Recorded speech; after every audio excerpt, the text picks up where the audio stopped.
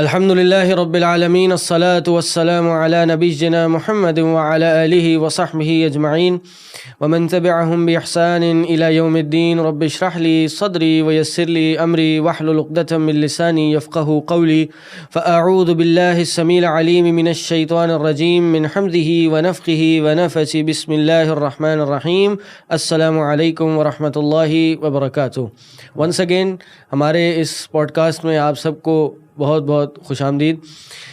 آج کا ٹاپک اس اعتبار سے بڑا یونیک ہے کہ زندگی میں انسان اگر کچھ کرنا چاہ رہا ہے تو کیا کرے، اور کچھ بڑا کرنا چاہ رہا ہے تو اس بڑا کرنے کی بنیاد کیا بنے. یہ آج کا ٹاپک ہے. نمبر 1 کہ انسان آخر علم ہی کیوں حاصل کرے. زندگی میں بہت سارے آپشنز ہیں، بہت ساری چوائسیز ہیں. دین میں بھی ایک سوال تو یہ اٹھتا ہے کہ انسان دین ہی پہ ہی کیوں چلے، اور جب دین پہ آ گیا تو دین پہ فالو کرنے کے لیے، دین پہ چلنے کے لیے آخر علم ہی کیوں حاصل کرے. علم ہی کیوں ایسی چیز ہے جو ہماری زندگی میں اگر کچھ ہم نے بڑا کرنا ہے یا زندگی انسان نے اس دنیا میں گزارنی ہے تو اس کو گائیڈ کیسے کرے گی.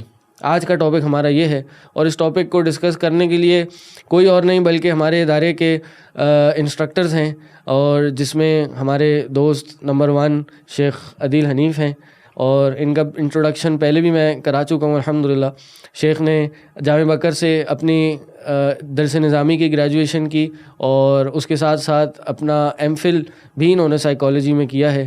اور اس کے ساتھ ساتھ میرے لیفٹ پہ شیخ حنین ہیں، اور شیخ حنین نے اپنی گریجویشن معہد السلفی سے کی، اور اس کے ساتھ ساتھ یہ سی اے اور سی اے ایف سرٹیفائڈ بھی ہیں الحمدللہ. اور اس کے ساتھ ساتھ شیخ عدیل اور شیخ حنین ہمارے ادارے کے ایک فل ٹائم مشائخ اور اساتذہ میں سے ہیں. اس کے ساتھ ساتھ آج ہمارے ساتھ ایک اسپیشل گیسٹ ہیں، اور وہ بھی ہمارے بہت ہر دل عزیز شیخ فراز ہیں، شیخ فراز الحق. شیخ کا انٹروڈکشن تو میں شیخ کو کہوں گا شیخ خود ہی کرائیں، لیکن کچھ بریف بات میں بتا دیتا ہوں کہ شیخ ماشاءاللہ جامعہ اسلامیہ مدینہ یونیورسٹی سے، مدینہ منورہ سے PhD ہیں ماشاءاللہ. اور یہ کوئی چھوٹی بات نہیں ہے. وہاں کئی لوگ، اول تو بہت سے لوگ کی دنیا میں حسرت ہی رہ جاتی ہے کہ وہ مدینہ یونیورسٹی جائیں، وہاں پڑھیں، وہاں مشائخ سے سیکھیں، پھر جاتے بھی ہیں تو بیچلرز کر کے آ جاتے ہیں.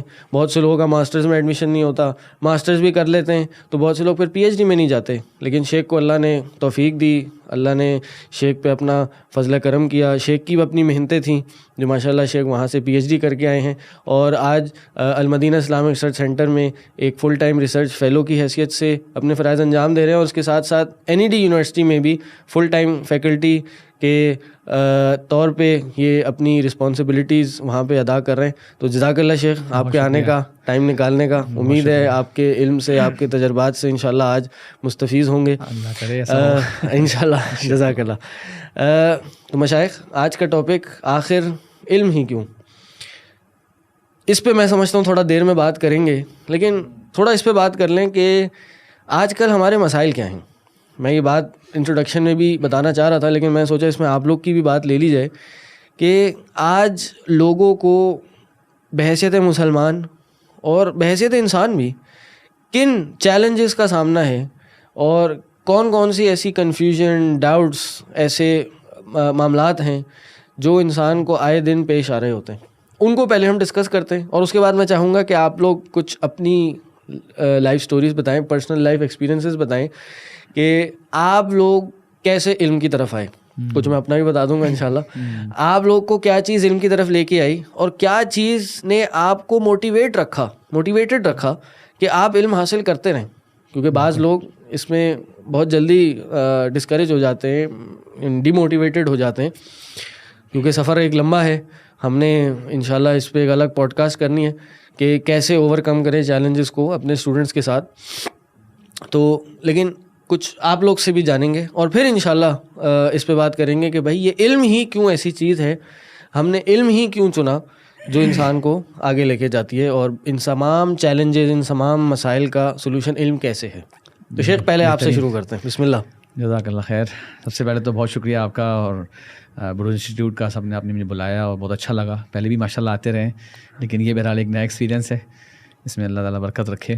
آمین. بہرحال یہ ٹاپک بہت اہم ہے, جس طرح آپ نے ذکر کیا کہ علم ہی کیوں, بہت اہم سوال ہے. اور لوگ اپنے دنیا کے مسائل تو لوگوں کے بہت طرح کے ہوتے ہیں, اور ہر کوئی اس کو اپنے اپنے طور پہ جیسے کہتے ہیں نا سوچ رہا ہوتا ہے کہ اس کا کیا حل ہے. تو اگر ہم دیکھیں تو شاید جو کامن مسائل ہیں دنیا کے لوگوں کے آج کل, تو وہ تو گھوم پھر کے وہی روٹی کپڑا مکان تک آ جاتے ہیں. صحیح بات ہے. عام بندہ تو اسی کے بارے میں زیادہ سوچ رہا ہوتا ہے کہ کیسے ہو روٹی کپڑا مکان کے مسائل حل. لیکن اب میں اور پرانے شاید لوگوں میں کوئی فرق یہ ہے کہ پہلے لوگ جو ہوتے تھے نا, ان کی نظریں اپنے ہی آس پاس ہوتی تھیں. یعنی اتنا روٹی کپڑا مکان مل جائے جتنے میرے آس پاس کے لوگوں کو ملا ہوا ہے. آج تھوڑی سی اس سے بڑھ کے جو ہے نا لوگوں کی نظریں دنیا تک چونکہ پہنچ گئی ہیں کہ وہ ملک وہاں پہنچ گیا اور وہ بڑا تاجر وہاں پہنچ گیا. تو پھر اس طرح سے اگر دیکھا جائے تو شاید اگر یہ ورڈ کہا جائے کہ پھر لالچ بڑھ گئی ہے یا اس کی طلب دنیا کی اور بڑھ گئی ہے, کیونکہ لوگوں کے جو لائف اسٹائل ہے جو سامنے اب نظر آنا شروع ہو گئے ہیں, پہلے شاید لوگوں کو نظر نہیں آتے تھے اتنے. آپ کی بات کی تائید میں ایک بات کہوں گا کہ آج سے 100-150 سال پہلے بلینئرز کی جو لسٹ تھی وہ آپ کو نہیں ملے گی کہ دنیا میں کتنے بلینئرز ہیں اور ان کی نیٹ ورتھ کیا ہے. لیکن آج کی تاریخ میں یہ 25-30 سال پہلے سب سے پہلے جب یہ بل گیٹس آیا تو آپ کو بلینئرز بھی کوئی ہوتے ہیں اور ان کی کوئی رینکنگ ہوتی ہے, یہ آپ کو سامنے آنا شروع ہو گئی. تو آپ کی بات بالکل صحیح ہے کہ یہ جب دیکھنا شروع ہوئے تو خواہشات اور بڑھنا شروع ہو گئی. تو میں یہ سوچتا ہوں کہ عام بندہ تو اس پہ زیادہ سوچتا ہے, لیکن کچھ چیزیں آج کے زمانے میں اور ایڈ ہو رہی ہیں. وہ جو ملکوں کے حالات ہیں, خاص کر اگر ہم اپنے پاکستان کی بات کریں, یہاں پر جو ایک پولیٹیکل ہمارا جو ایک میدان ہے اس میں انسٹیبلٹی نظر آتی ہے لوگوں کو, اکنامک مسائل ہوتے ہیں, لوگوں کو فیوچر کی اپنی فکر ہوتی ہے. میں ویسے جیسے ایک واقعہ سناتا ہوں آپ کو اپنا چھوٹا سا, یاد آ گیا فوراً. میں یونیورسٹی میں جب پڑھاتا ہوں نا تو ویسے بہت سے اسٹوڈنٹس بولتے ہیں آپ کتنے سال رہے ہیں باہر, تو میں نے کہا میں 15 سال رہا ہوں باہر. ماشاء اللہ. تو 2006 میں گیا تھا, 2021 میں آیا ہوں. یقین جانیے کئی سارے اسٹوڈنٹس سے سوال کر چکے سر آپ واپس کیوں آئے. وہ سب کو یہ یقین آتا بولتے ہیں آپ نے باہر سے PhD کر لی تو آپ تو مطلب یہ کہ کہیں اور نکل سکتے تھے, کسی اور ملک میں جا سکتے تھے. جی آپ تو پابند نہیں تھے, یہاں سے تو اپنی ڈگری لی نہیں ہے کہ آپ یہیں کے کسی دائرے میں گھومیں. تو میں نے ان سے بولتا تھا کہ یار اپنے ملک میں کام کرنے کے لیے واپس آئے. تو یقین جانیے اکثر لڑکوں کو یہ ہضم نہیں ہوتا. لیکن بات کر رہا ہوں میں یونیورسٹی کے اسٹوڈنٹس کی جو پھر بھی ایک اچھی اسکولنگ بیک گراؤنڈ سے آ رہے ہیں, جو لگتا ہے کہ بہت اچھے گھروں کے بھی آ رہے ہیں, تو ان کو بھی نا ان کے مزاج سے ہی لگتا ہے کہ بس فکر میں کسی طرح بھاگیں اور کسی طرح نکلیں. یہ فکر جو ہے اب جو ہے کالج سے ہی شروع ہو جاتی ہے, انٹر اور اے لیول سے ہی جو ہے وہ پیکج ان کا بننا ذہن میں شروع ہو جاتا ہے کہ میں نے تو جانا ہے. اور کافی جو یونیورسٹی والے یہاں رک جاتے ہیں وہ بیچارے اس وجہ سے رک جاتے ہیں کیونکہ ابھی باہر داخلہ نہیں ہوا ہے, تو پھر وہ یونیورسٹی کے بعد کی پلاننگ کرتے ہیں کہ کس طرح اگر بیچلرز ہو گیا تو ماسٹرز کم از کم باہر سے کر لوں یا جاب کم از کم باہر کی چلی جائے. تو یہ کہ جو کمپیریزن والی بات, اور پھر ہمارے پاس اب یہ کمپیریزن کے جو مختلف پیمانے کھل گئے. جیسے آپ نے کہا کہ پہلے سے روٹی کپڑا مکان تھا, اب وہ روٹی کی فارمز بھی تبدیل ہو گئی ہیں ایسے ہی, ٹھیک ہے. اور اب وہ روٹی بھی صرف روٹی نہیں چاہیے, اب وہ میل ہونی چاہیے, بگ میل. اب وہ انٹرنیٹ کا ایکسیس چاہیے, ٹیکنالوجی کا ایکسیس چاہیے. اور پھر اس کے علاوہ اب یہ جو خاص کر اگر ہم دیکھتے ہیں سائیکولوجیکل ایشوز کے اعتبار سے کہ یہ جب لوگ ایک دوسرے کو کمپیئر کر رہے ہوتے ہیں اور وہ جو حسرتیں آپ نے ایسے کہا لالچ بڑھ رہی ہوتی ہے, تو وہ چیزیں جب پوری نہیں ہو رہی ہوتی اور پھر یہ اجتماعی طور پہ بھی ایک پریشر آ رہا ہوتا ہے, ملک کے معاشی حالات کا بھی آ رہا ہوتا ہے, تو پھر ایک شخص کو لگتا ہے کہ یار کوئی یہاں پہ تو کچھ حل ہے ہی نہیں, یہاں پہ تو کوئی راستہ ہی نہیں ہے نا. وہ جیسے آپ نے کہا کہ واقعتاً اس دماغ کو یہ بالکل ایک پریشان کن حالت رکھتی ہے کہ ایک شخص جس کے پاس یہ راستہ تھا باہر جانے کا, یہاں والے سارے کوشش کریں کہ باہر جائیں, اور وہ ایک شخص باہر ہوتے ہوئے باہر کے سارے حالات ہوتے وہ سب کچھ چھوڑ کے یہاں پہ آ رہا ہے, تو ان کو لگتا ہے کہ یہ سینس نہیں بن رہا, یہ سمجھ ہی نہیں آ رہی ہے یہ کون سا کوئی ایلین آ گیا. آپ نے ان کا جواب دے دیا, پھر ان کو بھی جواب دینا آسان ہو جائے گا. نہیں بہرحال آپ نے کیا جواب دیا پہلے اپنا بھی تو بتائیں جواب, اور ہے وجہ اصل وجہ بھی کیا ہے. میں ذاتی طور پہ اپنا تو پرسنل بات ہو جائے گی, لیکن میں ان سے یہ کہتا تھا کہ مجھے پاکستان واپس آنے میں, آپ کا سسرال یہی ہے میرا خیال ہے, یہ تو حقیقت ہے, لیکن ان کی تو سب کی پریشر نہیں تھا. میرے کہتا تھا کہ مجھے پاکستان واپس آنے میں لمحہ بھر تردد نہیں تھا.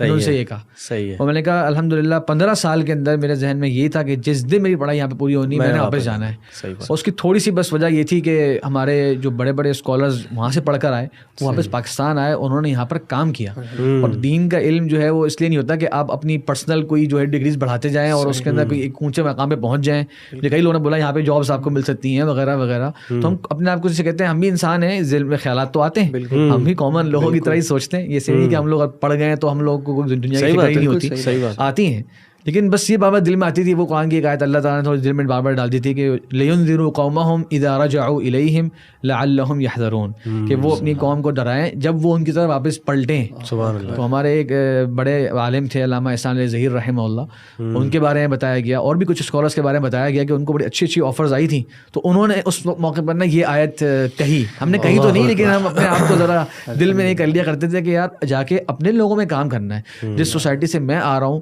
وہاں کو میں زیادہ بہتر سمجھ سکتا ہوں بجائے اس کے کہ وہاں پہ دوسری جگہ کے لوگ آ کے کام کریں. اور ہم بھی جب باہر جا کے اس طرح کام کرنا شروع کر دیں گے تو پھر ملک میں کون رکے گا بھائی؟ ان جو لوگ ہیں ان کی اصلاح کی کوشش کیسے کرنی ہے. اگر ایک اعتبار سے دیکھیں تو یہ آپ کا فیصلہ جو ہے الحمدللہ اللہ تعالیٰ نے جو آپ کو علم دیا اسی وجہ سے آپ اس فیصلے تک پہنچ سکیں نا، کہ آپ نے جو آج آیت کا آپ نے تذکرہ کیا ہے. ایک شخص جس کو اس آیت کا علم ہی نہ ہو وہ تو یہی سوچے گا نا کہ یار اپنا فیوچر بنانا ہے. فیوچر بالکل واپس آنے کی کیا بات نہیں آتے تو ہمارے سامنے بھی نہیں بیٹھے ہوتے. اصل میں لوگ جو آن لائن لے سکتے اور وہ اسٹوڈنٹس جو آپ سے یونیورسٹی میں فائدہ اٹھا رہے ہیں، یعنی فائدہ آپ سے استفادہ حاصل کر رہے ہیں اور آپ سے یہ سوال کر رہے ہیں، ان تک بھی آپ نہ پہنچ پاتے. لوگ جو باہر جاتے ہیں وہ کوالٹی آف لائف کو مینٹین کرنے کے لیے جاتے ہیں یا بڑھانے کے لیے جاتے ہیں. تو یہ کوالٹی آف لائف جو بڑھ جائے میرا، تو وہ پرسپیکٹیو سے بھی یہ ہے نا کہ مٹیریل کوالٹی آف لائف بڑھ جائے. ٹھیک ہے، تو ہمیں پوچھنا چاہیے کہ کیا واقعی وہاں پہ یہ بات تو ہم مانتے ہیں کہ مٹیریل یعنی مادی طور پر تو انسان کی کوالٹی آف لائف بڑھ جاتی ہے، لیکن کیا اسپریچول کوالٹی آف لائف بڑھتی ہے یا نہیں بڑھتی؟ ٹھیک ہے، یعنی روحانی طور پر انسان وہاں ترقی کرتا ہے یا نہیں کرتا؟ تو لوگوں کا پرسپیکٹیو جو ہے وہ صرف مادہ پرست ہے، مٹیریلسٹک سوچ ہے. تو لوگ یہی سوچتے ہیں کہ بس کوالٹی آف لائف وہاں بہتر ہو جائے گی اس لیے وہاں چلے جاتے ہیں. اسپریچول کوالٹی آف لائف کی کوئی کنسرن نہیں ہے. چلیں اس پہ تو انشاءاللہ ہم تفصیل سے بات کریں گے کہ ہم کبھی باہر جانے کے کیا فائدے نقصانات ہیں انشاءاللہ. لیکن سوال آپ کی بات سے ہی نکلتا ہے کہ آپ یہاں آئے تو کچھ ایسے آپ نے ایشوز دیکھے ہوں گے، ایسے مسائل آپ کے ذہن میں ہوں گے کہ نہیں یار میں نے ان کو جا کے ایڈریس کرنا ہے. تو وہ میں چاہتا ہوں آپ تھوڑا سا یہاں پہ ذکر کریں تاکہ پھر ہم اپنے آپ کے پھر مزید ڈیٹیل پہ جائیں اور پھر اس پہ بتائیں کہ بھائی اس کا سلوشن کیا ہے. نہیں بالکل آپ نے صحیح کہا، لیکن میں اس ٹاپک پہ رہتے ہوئے اگر اس دائرے میں سوچوں کہ اس سے متعلقہ مسائل کیا دیکھے تو وہ ایک پاکستان کی بہت بڑی ایک پرابلم ہے، اور وہ یہ میں دیکھی کہ دین کی طلب لوگوں میں ہے، یعنی لوگوں میں دین کی طلب بڑی ہے، لیکن ڈائریکشن جو ہے نا وہ بہت کم لوگوں کو ملی ہوئی ہے. صحیح بات ہے. بلکہ میں ایک ورڈ مدینہ میں رہ کے کہا کرتا تھا، اور وہ جب میں ایک جگہ میں دعوتی کچھ کام کیا تھا کچھ وہاں پہ، تو میرا روزانہ مختلف نیشنلٹیز سے جو ہے وہ واسطہ پڑتا تھا ہر روزانہ تقریباً 4 گھنٹے ایک دعوتی کام تھا ایک جگہ پہ. تو میں وہاں پہ بیٹھ کے میں نوٹ کرتا تھا کہ بے شک میں یہ نہیں کہوں گا کہ میں نے ہم عربی میں بھی بات کر لیتے تھے وہاں پہ، اور بھی کچھ زبان جو ہے بول لیتے تھے، اردو زیادہ بول لیتے تھے، لیکن اس کے باوجود جتنا جذبہ اور تعلق پاکستانی لوگوں میں نے دیکھا وہاں رہتے ہوئے، میں اپنے باقاعدہ باقی فارنرز دوستوں سے کہا کرتا تھا کہ یہ آپ کے ملکوں کے لوگوں میں نہیں ہے، اور وہ بھی اس کی تصدیق کرتے تھے کہ یار پاکستانی لوگ جو ہے نا بڑے جذبات والے ہوتے ہیں، علم والے ہوتے ہیں. تو وہ جو قوم ہے یہ. ہاں، تو آپ نے بات کی نا کہ کیا محسوس کیا، تو میں نے یہ محسوس کیا اور مجھے ایک چیز لگی کہ کام کرنے کی ضرورت ہے کہ ہمارے لوگوں کو درست ڈائریکشن دی جائے. جو دین سے ایک جو محبت ہے بچپن سے والدین نے ڈالی ہوئی ہے، اللہ رسول کی محبت اور اسلام سے ایک تعلق میں سمجھتا ہوں کہ ہر مسلمان کا ہے، چاہے وہ جس جگہ سے بلانگ کر رہا ہے، اتنا تو اس کا یقیناً دل میں ہے نا. ان کو صحیح ڈائریکشن دی جائے، ان کو بتایا جائے کہ اسلام کا صحیح تصور کیا ہے. اور جو اس کے بعد پھر جو المیہ ہے وہ یہ کہ سوشل میڈیا کے اوپر ہر عمر کے پہلا ایشو جو آپ نے ریز کیا تھا وہ یہ تھا کہ آج لوگوں کی جو فکر ہے وہ روٹی کپڑا اور مکان ہے. تو ایک ایشو بنیادی ایشو یہ ہے کہ واقعتاً کیا روٹی کپڑا مکان ہمارا ایشو ہونا بھی چاہیے، نہیں ہونا چاہیے، اور کس حد تک ہونا چاہیے. اور دوسرا آپ جو ایشو بتا رہے ہیں وہ یہ ہے کہ لیک آف ڈائریکشن، کہ زندگی تو گزار رہے ہیں، دین پہ بھی اگر چل رہے ہیں تو دین میں بھی ڈائریکشن نہیں ہے، کوئی گائیڈنس نہیں ہے. یعنی اگر ہم جب ایشوز کو تھوڑا سا سمرائز کر کے کمپائل کرنا شروع کریں تو یہ دوسرا ہمیں ایشو نظر آتا ہے کہ جو دین پہ بھی چل رہا ہے اس کو پتہ ہی نہیں اس نے کیا کرنا ہے. اور اسپیشلی انڈیا پاکستان میں جہاں فرقے جو ہیں وہ ہول سیل کے حساب سے ہمیں نظر آتے ہیں، دیکھتے ہیں، یعنی فرقے بھی، پھر اس کے بعد دینی جماعتیں بھی، جو ان فرقوں کی ان مسالک کی جماعتیں ہیں، یعنی ان ایک ایک مسلک کی کئی جماعتیں ہیں، اور پھر ان کے اپنے ذاتی اپنی فکریں ہیں، عقیدے ہیں. وہ جیسے شیخ نے کہا نا کہ جو جذبات ہیں اس قوم میں، تو اب وہ جذبات کے نا دونوں ہیں نا، مثبت بھی استعمال ہو سکتا ہے لیکن وہ منفی استعمال بھی ہو سکتا ہے. اس میں کہ جو غالباً کارل مارکس کی یہ جو بات ہے کہ religion is the opiate of the masses, کہ وہ دین کو جو ہے نا استعمال کرتے ہوئے ایک نشہ قسم کا ہے کہ آپ لوگوں سے جو کروانا چاہیں آپ کروا سکتے ہیں. اور ہم یہ دیکھتے ہیں کہ انفارچونیٹلی علم نہ ہونے کی وجہ سے وہ جذبہ تو ہے, شوق تو ہے, رغبت تو ہے, لیکن وہ پھر غلط استعمال میں بھی چلی جاتی ہے. جذبات کو ٹیون کرنے کی ضرورت ہے, بالکل سیٹ کرنے کی ضرورت ہے. جذبات جو ہے وہ یہاں وہاں جا رہے ہیں. اور آپ دیکھیں نا کہ صرف دین میں نہیں, یعنی آج کل جو ایک بہت بڑا ایشو ہے وہ ہمارے یہاں لا دینیت کا ہے. یعنی بہت سے دیندار لوگ, ابھی میں ریسنٹلی ایک مسجد میں ایک پروگرام تھا تو میرا فجر کے بعد سیشن تھا, اس کے بعد ایک صاحب آئے میرے پاس, انہوں نے کہا کہ آپ کے انسٹیٹیوٹ میں عورتوں کے لیے اور مردوں کے لیے تو پروگرام ہے, چھوٹے بچوں کے لیے کیا ہے, یعنی جو یہ ٹین ایجرز میں ہیں. میں نے کہا وہ اس طرح سے کچھ سنڈے کا پروگرام ہے, کچھ سیٹرڈیز پلان کر رہے ہیں. انہوں نے کہا اچھا آپ مجھے کوئی ویڈیوز وغیرہ کوئی اس طرح کی چیزیں بتائیں, میں اپنے بیٹے کو دوں. اس کا مسئلہ یہ ہے کہ وہ ہندو ہونا شروع ہو گیا ہے, وہ کچھ ویڈیوز دیکھ کے ہندوازم کی طرف جانا شروع ہو گیا. یعنی ایتھیزم تو برحال مسلمان کے لیے ایتھیزم بھی سمجھ نہیں آتا, لیکن میں سمجھتا ہوں ہندوازم کی طرف جانا یہ تو اور زیادہ برا معاملہ ہے. کہ چلو ایتھیزم میں کچھ نہ کچھ وہ اپنا دماغ غلط چلا کے کچھ نہ کچھ جا رہا ہے, کسی نے اس کو گائیڈنس کر دیا, ہاں وہ ایک فیشن بنا ہوا ہے ایتھیسٹ بن جانا. چلو اس کو کوئی لاجک اس نے لگائی ہے, بھلے بدترین لاجک ہے وہ, لیکن یہ ہندوازم پہ ایک مسلمان کا بچہ جا رہا ہے. تو آپ یہ دیکھیں کہ لا دینیت, پھر اس میں یہ ایتھیزم کوئی چھوٹا مسئلہ نہیں ہے, انسان نے خدا کا ہی انکار کر دیا. یعنی قرآن کا جو میسج ہے وہ خدا کا وجود ثابت کرنا نہیں ہے, وہ تو میسج یہ ہے بھائی خدا ہے, میسج یہ ہے تم اس کی عبادت کرو. تو ہمارے دین میں یہ پھر یہ لادینیت, اور اس کے بعد یہ جو نئے نئے مسائل آپ کے جو ازمز آ رہے ہیں, فیمنزم, اور یہ آپ کا یہ حنین بھائی زیادہ اس میں بہتر بتا سکتے ہیں ماشاء اللہ, ان کا خاصا ہے یہ کہ ہر آئے دن ہماری یوتھ کو یہ مسائل پیش آ رہے ہیں. تو اب اس میں انسان کیا کرے, کس طرح سے ان کو ٹیکل کرے. اور پھر فیملی ایشوز ہیں. یعنی آپ دیکھیں کہ شادیاں ہو جاتی ہیں,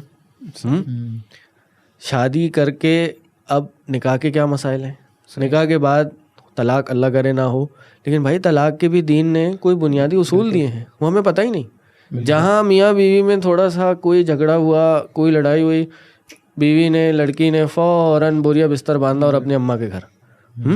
حالانکہ دین کا یہ بالکل دین کے خلاف ہے. اب یہ پتہ ہی نہیں, یہ آج کا مسائل. اس اعتبار سے لوگوں کی جو طلاق کی اچھی خاصی نالج ہے وہ آتی ہے میڈیا سے, ڈرامے دیکھتے ہیں. ڈرامے دیکھا کہ اس میں کس طرح طلاق کو ہینڈل کیا گیا تھا. میں نے ایک بار یونیورسٹی میں اسلامیات پڑھایا تھا, تو وہاں سے پتہ چلا کہ ان کا جو میجر کہ اسلام میں کیا چیز صحیح کیا چیز صحیح نہیں ہے, کیا معاملات کس طرح ہونے چاہیے, وہ آ ہی رہے ہیں ٹی وی دیکھ کے کہ ٹی وی میں انہوں نے اس طرح کیا تھا تو اب وہ اس طرح ہو گیا, اور ٹی وی میں کچھ اور دکھایا تھا. تو اور ان کو جب آپ صحیح بتائیں کہ اصل معاملہ تو یہ ہے کہ وہ ان سے ہضم ہی نہیں ہوتا کہ بھائی ایسے, کیونکہ میں نے جس یہ طلاق کی جب بات آئی, میں صرف ایک ذیلی طور پہ ذکر کروں گا کہ ان کو یہ بات سمجھ ہی نہیں آئی کہ رجوع کیا ہوتا ہے. طلاق ہو گئی, ختم ہو گیا, گھر چلے گئے. یعنی یہ آپ کے ڈرامے سے جو ہے وہ دین لے رہے ہیں. مطلب ہماری قوم سے بھولی ہے.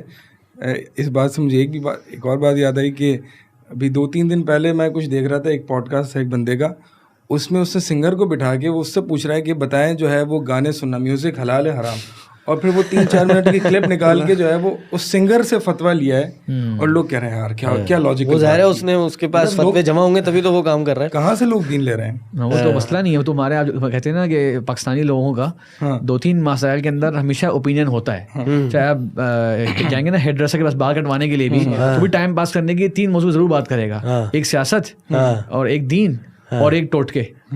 جو سر میں درد ہے تو یہ کھا لو, لونگ چبا لو تو فلاں کر لو. ہر ایک کے نا پاکستان کے اندر ان 3 چیزوں میں ضرور اوپینین رکھا, چیمپئن ہے اوپینینز دینے میں. باقیوں میں بات کرتا رہا لیکن دین بنا کر. ویسے میں عادل بھائی جب بات کر رہے تھے کہ یہ جو کچھ لوگ ہمارے یہاں ڈراماز سے کچھ ڈرائیو کر رہے ہیں, یہ میرے ساتھ پرسنلی ہوا ہے کہ ایک جگہ میں نے سوال کیا تو ایک اسٹوڈنٹ نے صحیح جواب دیا یونیورسٹی میں.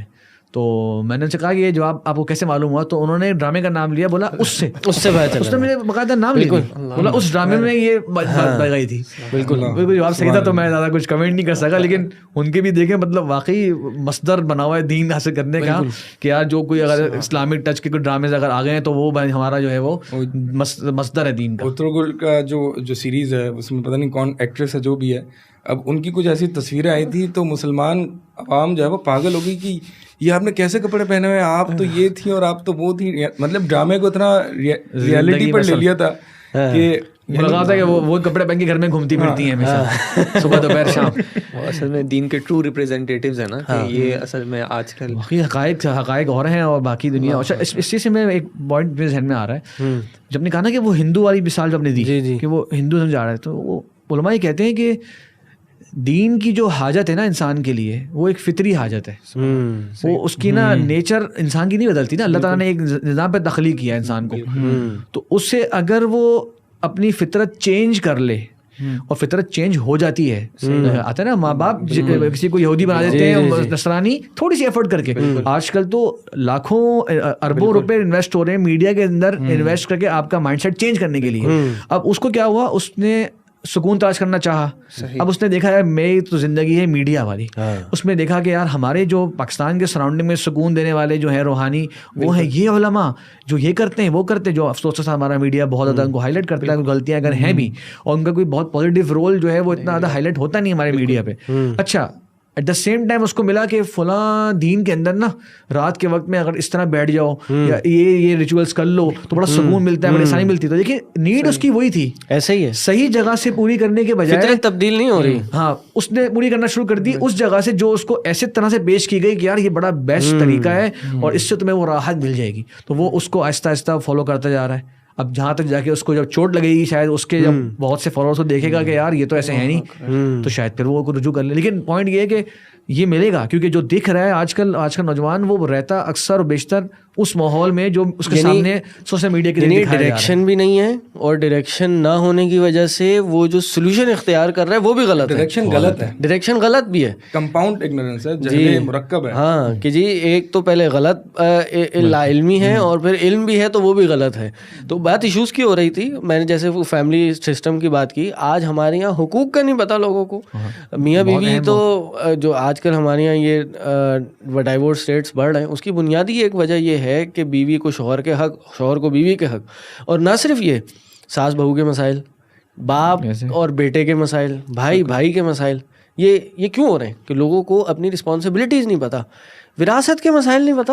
بالکل, یعنی آپ دیکھیں دین نے اتنا بہترین سسٹم دیا ہے وراثت کا, لیکن کوئی اگر آج ہمارے ایسے لوگ موجود ہیں کہ جس کا انتقال ہو جائے, انتقال ہونے کے بعد جو بیٹا جہاں قابض ہے بس اس کا ہو گیا وہ.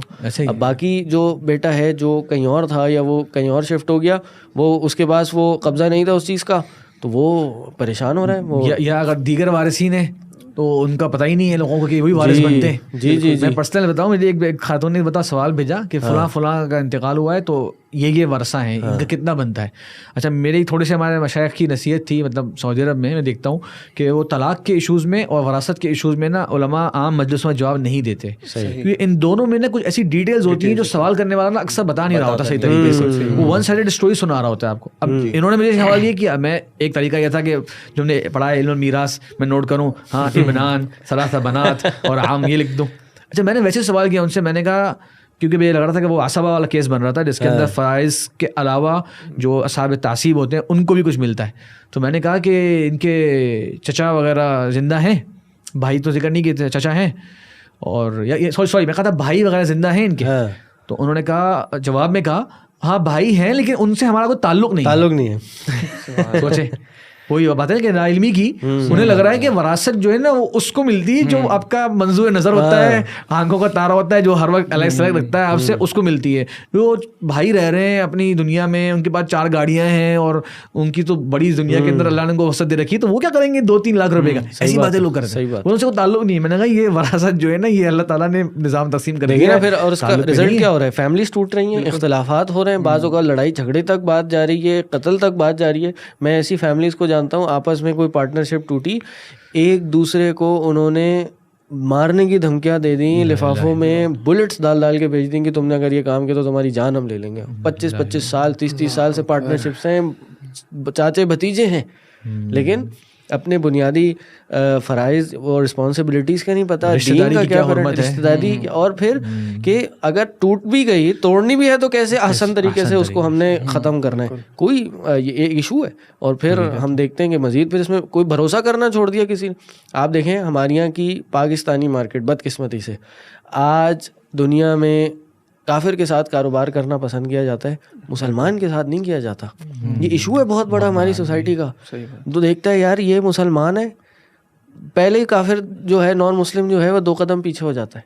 پھر ہمارے یہاں لوکل مسائل یہ ہیں, اگر آپ نے کاروبار کرنا ہے, کسی کو ادھار دینا ہے, تو پہلے تو بھائی آپ کو 1000 دفعہ سوچنا ہے کہ یار میں ادھار دوں نہ دوں, کیونکہ لینے والا جو ہے وہ سمجھتا ہے میرا حق ہے, اور آپ نے 1-2 مہینے پوچھا نہیں, اس سے 2-4 مہینے پوچھا نہیں, وہ کھا گیا بھائی, اب یہ جا وہ جا, آپ نکلوا کے دکھا دیں. مطلب کاروبار میں آج اگر کوئی آتا ہے مال وغیرہ لینے, تو ہم پوچھتے ہیں بھائی آپ کی گارنٹی کیا ہے, جی ریفرنس دے کوئی, تو وہ کوئی ریفرنس دیتے ہیں کہ بھائی یہ میری گارنٹی لے رہے ہیں, یہ مارکیٹ کے بندے ہیں. تو ہم شرم سے جھکا لیتے ہیں کہ بھائی جس کی تو یہ گارنٹی دے رہے ہیں نا, تو اس پہ بھی تو ہمیں بھروسہ نہیں. تو یہ چین چلتی جاتی ہے کہ بھائی کس پہ کہاں بھروسہ کریں. تو آخر میں یہی یقین ہوتا ہے بھائی اپنے آپ پر ہی بھروسہ ہے, اللہ توکل کر کے بھائی مال دینا تو دو, ورنہ کیش پہ کر لیں. یعنی آپ دیکھیے یہ بھی ایک سوسائٹی کا ایشو ہو گیا ہے. آپ اس کے علاوہ آپ دیکھیے کہ ہمارے یہاں جو انٹرسٹ کے معاملات ہیں, صحیح ہے, ہمارے یہاں اتنی زیادہ یہ سروسز, پروڈکٹس, بینکنگ پروڈکٹس اور گورنمنٹ سیکیورٹیز کے نام پہ ایسی پروڈکٹس آ گئی ہیں, کیا حلال ہے کیا حرام ہے پتہ ہی نہیں ہے, لگے ہوئے. یعنی وہ ایک آپ نے جو شراب ہے اس کو اگر آپ شہد کا نام دے دیں تو وہ شراب شہد نہیں ہو جاتی, وہ شراب ہی رہتی ہے, لیکن ایک جم غفیر وہ شہد سمجھ کے پیے چلے جا رہے ہیں. وہ کہ جی ہم نے یہ تو بھائی اسلامک پروڈکٹ ہے, اسلامک بانڈ ہے, یہ پروڈکٹ سے پہلے آپ اسلامک لگا دیں آپ, اسلامک میں کوئی نام اللہ کا نام لگا دیں, گائے پہ آپ اللہ کا نام بکنا شروع ہو جائے گا, ہاں کچھ بھی بکنا شروع ہو جائے گا.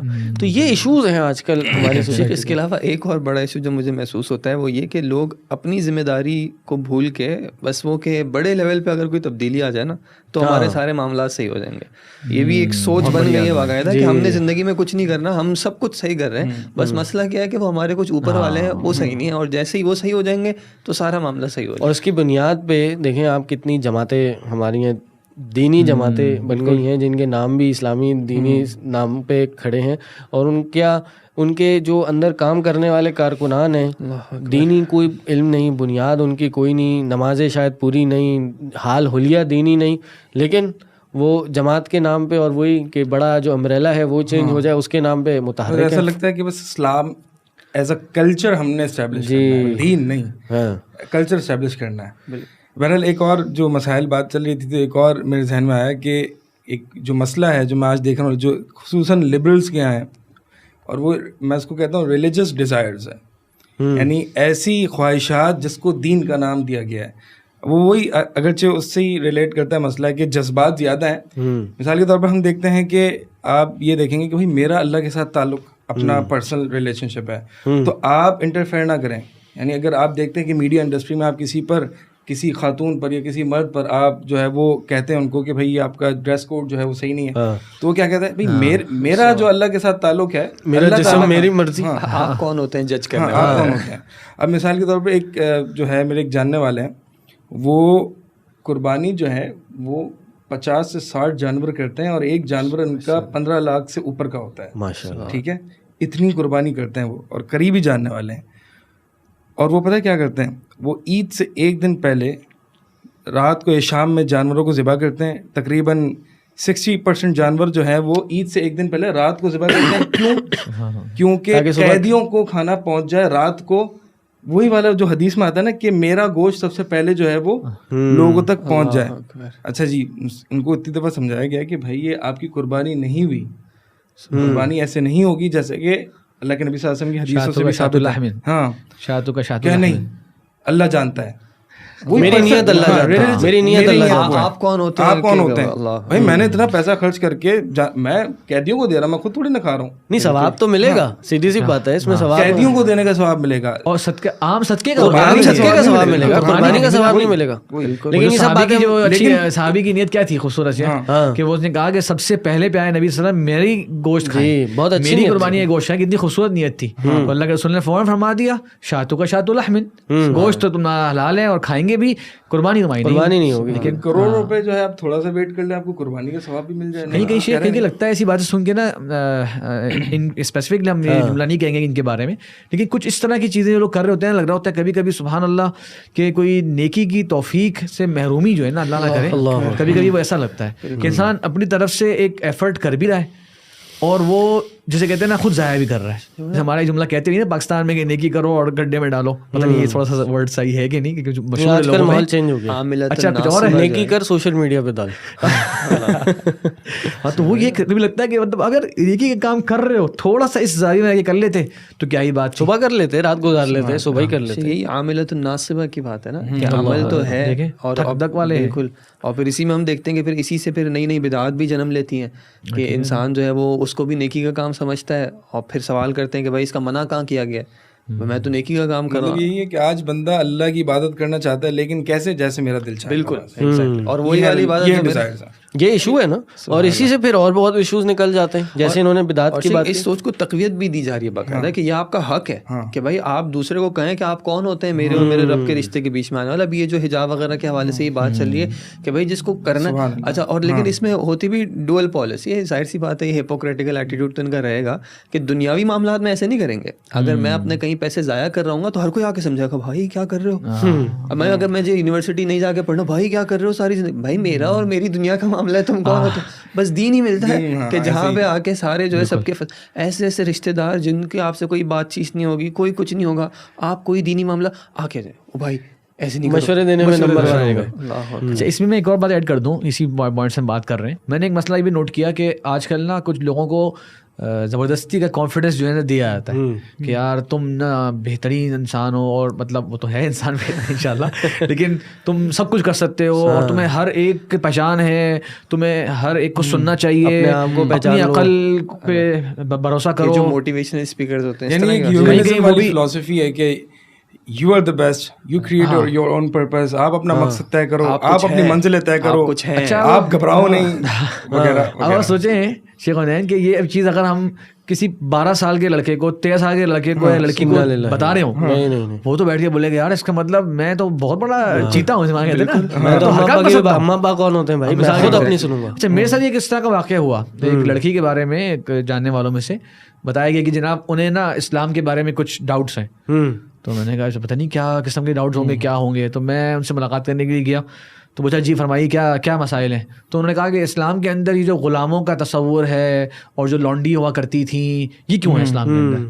تو میں نے کہا چلیں اور بتائیے کیا آپ کو ڈاؤٹس ہیں. بس یہی مسئلہ ہے. تو وہ اب میں نے اندازہ لگایا کہ ان کو زبردستی اس طرح کی کوئی کلپ مل گیا ہوگا, اور جو چل رہا ہے نا کہ ہر ایک کو سننا چاہیے, ہر ایک کے بارے میں سوچنا چاہیے, تو اسلام کا ورژن جانے بغیر وہ کسی مخالف کا ورژن انہوں نے سن لیا ہوگا کہ یہ اسلام کی بڑے افسوس کی چیزوں میں سے ہے. سوشل میڈیا پہ ویڈیو یا کوئی کلپ دیکھ لیا ہوگا کہ اسلام کی بڑی افسوسناک پہلو ہے, جبکہ یہ جو پہلو ہے غلام کا اور لانڈی کا, اس کے پورے احکام ہیں, یہ عرب میں پہلے سے چلا آ رہا تھا.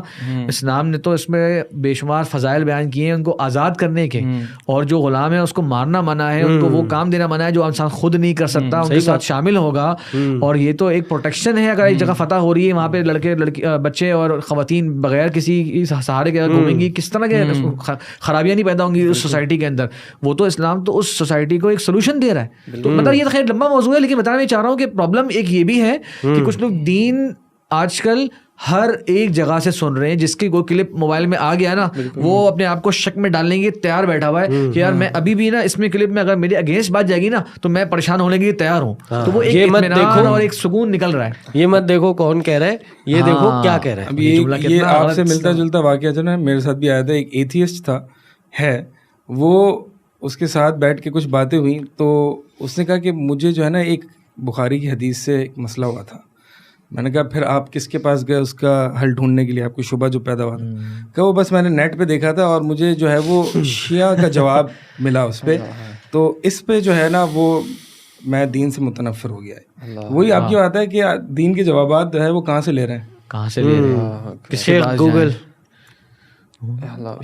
آپ کی والی بات بھی یاد آ گئی ابھی کہ دنیا کے معاملات میں نا لوگ بڑے تیز ہوتے ہیں. اب کسی کو کوئی ہارٹ کا سیریس مسئلہ ہو, کیا کہہ رہا ہے, کوئی کہے گا یار کہ کراچی میں ہر گلی میں بیٹھا ہوا ہے کوئی ہارٹ اسپیشلسٹ, ڈھونڈ لو کوئی بھی. انہوں نے کہا نہیں یار کیا بات کر رہے ہو, دل کا معاملہ ہے, میں چیک کروں گا, پوچھوں گا جاننے والوں سے, پڑھا لکھا کتنا ہے, کہاں سے پڑھا ہوا ہے, کون سے بڑے اسپتال کا ہے, اس کے پاس جاؤں گا. دنیا کے اندر تو لوگ بھی بڑا آپ کو گائیڈ کر دیتے ہیں. دین کے معاملے میں یار یہ کلپ آ گیا تھا ایک واٹس ایپ کلپ میں نے یہ سنا یہ مسائل ہیں. اور یہ جیسے آپ نے کہا ابھی اگر ہارٹ کا کسی کا ایشو ہو تو کوئی بھی شخص ایسے محفل میں بیٹھ کے یہ نہیں کہے گا کہ میرے خیال میں ایسے کر لو، میرے خیال میں ایسے کرو، اور کوئی کہے گا تو اس کو بولا جائے گا بھائی زندگی. ابھی حال میں ایک میں نے پڑھا تھا کہ کسی بھائی نے وہ سوشل میڈیا پہ ایک تھوڑا سا ایک سوال کیا تھا لوگوں سے کہ یار یہ وہ سوال کی مجھے ایگزیکٹ نوعیت یاد نہیں ہے، لیکن اسی لائن پہ تھا کہ یار دین کے معاملے میں نا ہر کسی کا منہ کھل جاتا ہے. اور پھر اس میں نیچے ایک شخص نے جو ہے نا کامنٹس اپنا شروع کیا اور اس نے کہا اصل میں یہ معاملہ جو ہے یہ ائمہ نے اپنی اپنی جو ہے وہ شروع کر دی تھی اور انہوں نے دین کو کلوز کر دیا. تو اس کے نیچے ایک صاحب نے کہا کہ یار یہ جو آپ بات کر رہے ہو نا اصل ہسٹری تو بالکل اس کے خلاف ہے. تو وہ کہتا ہے نہیں مجھے علم ہے، میں نے جو ہے وہ یونیورسٹی میں ایک کورس کیا ہوا ہے. بھائی یونیورسٹی میں آپ 50 کے قریب کورسز کرتے ہیں، ان میں سے ایک کورس آپ نے اسلامیات کا کر لیا تو آپ نے آپ کو دین کا اور اس میں بھی ایک ٹاپک ہوگا وہ ائمہ اربعہ کے بارے میں اور ان کی کتابوں کے بارے میں. بات یاد آئی کہ کوئی اپنا واقعہ سنا رہا تھا، اس کی کچھ یونیورسٹی کے پروفیسر کے ساتھ بحث ہو گئی تھی کہ بھائی دین کا مسئلہ ایسا ہے ایسا نہیں. یونیورسٹی کا پروفیسر کہہ رہا ہے جی میں نے تفسیر بیضوی میں پڑھا ہے. اب وہ جو ہے وہ دوست کہہ رہا ہے کہ یہ بیضوی کون سی کتاب ہے؟ بھائی بیضوی تمہیں نہیں، دیکھو تم کیسے طالب علم، تمہیں تفسیر بیضوی نہیں پتا. حالانکہ تفسیر جو ہے تفسیر بیضوی ہے، ٹھیک ہے.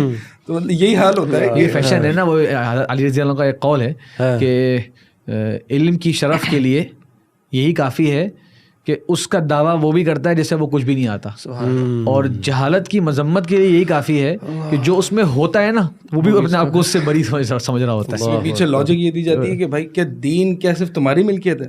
دین سب کا ہے تو میں بھی بولوں گا. لیکن یہ کہتے ہیں یہ کہ ہمارے بارے میں اکثر عرب دنیا میں کہا جاتا ہے کہ کلو پاکستانی مفتی، ہر پاکستانی جو ہے نا وہ مفتی ہے، ہر چیز میں اس کے پاس کوئی نہ کوئی اوپینین ہوتا ہے، کوئی نہ کوئی رائے ہوتی ہے. پاکستانی صرف بدنام نہیں باقی سب کے ساتھ مسئلہ یہ ہے. ہاں پاکستانی تھوڑی جذباتی ہے نا، جذباتی ہے نا، فوراً فتویٰ دے دیتے ہیں فوراً. اسی سے میرے لطیفہ یاد آیا، آج کل کے اسپیکر چونکہ بہت آ گئے ہیں نا دین میں گفتگو کرنے والے، اور ایک علم کا اور ریفرنس کا بڑا آج کل وہ چل رہا ہے لوگوں میں. تو ایک صاحب نے گفتگو کری، ان میں سے ہی ان کا بتا رہے تھے کہ ایک کتاب ہے تحفہ اثنا عشریہ، ٹھیک ہے، تحفہ اثنا عشریہ شاہ عبدالعزیز دہلوی کی کتاب ہے، وہ ہے ایک جلد کے اندر، میرے گھر میں ہی موجود ہے. تو اس کے بارے میں وہ ایک کلپ ان کا ہے ریکارڈ، میں نے خود سنا. انہوں نے کہا کہ تحفہ اثنا عشریہ پڑھ لیں، 12 جلدوں میں ضخیم کتاب ہے.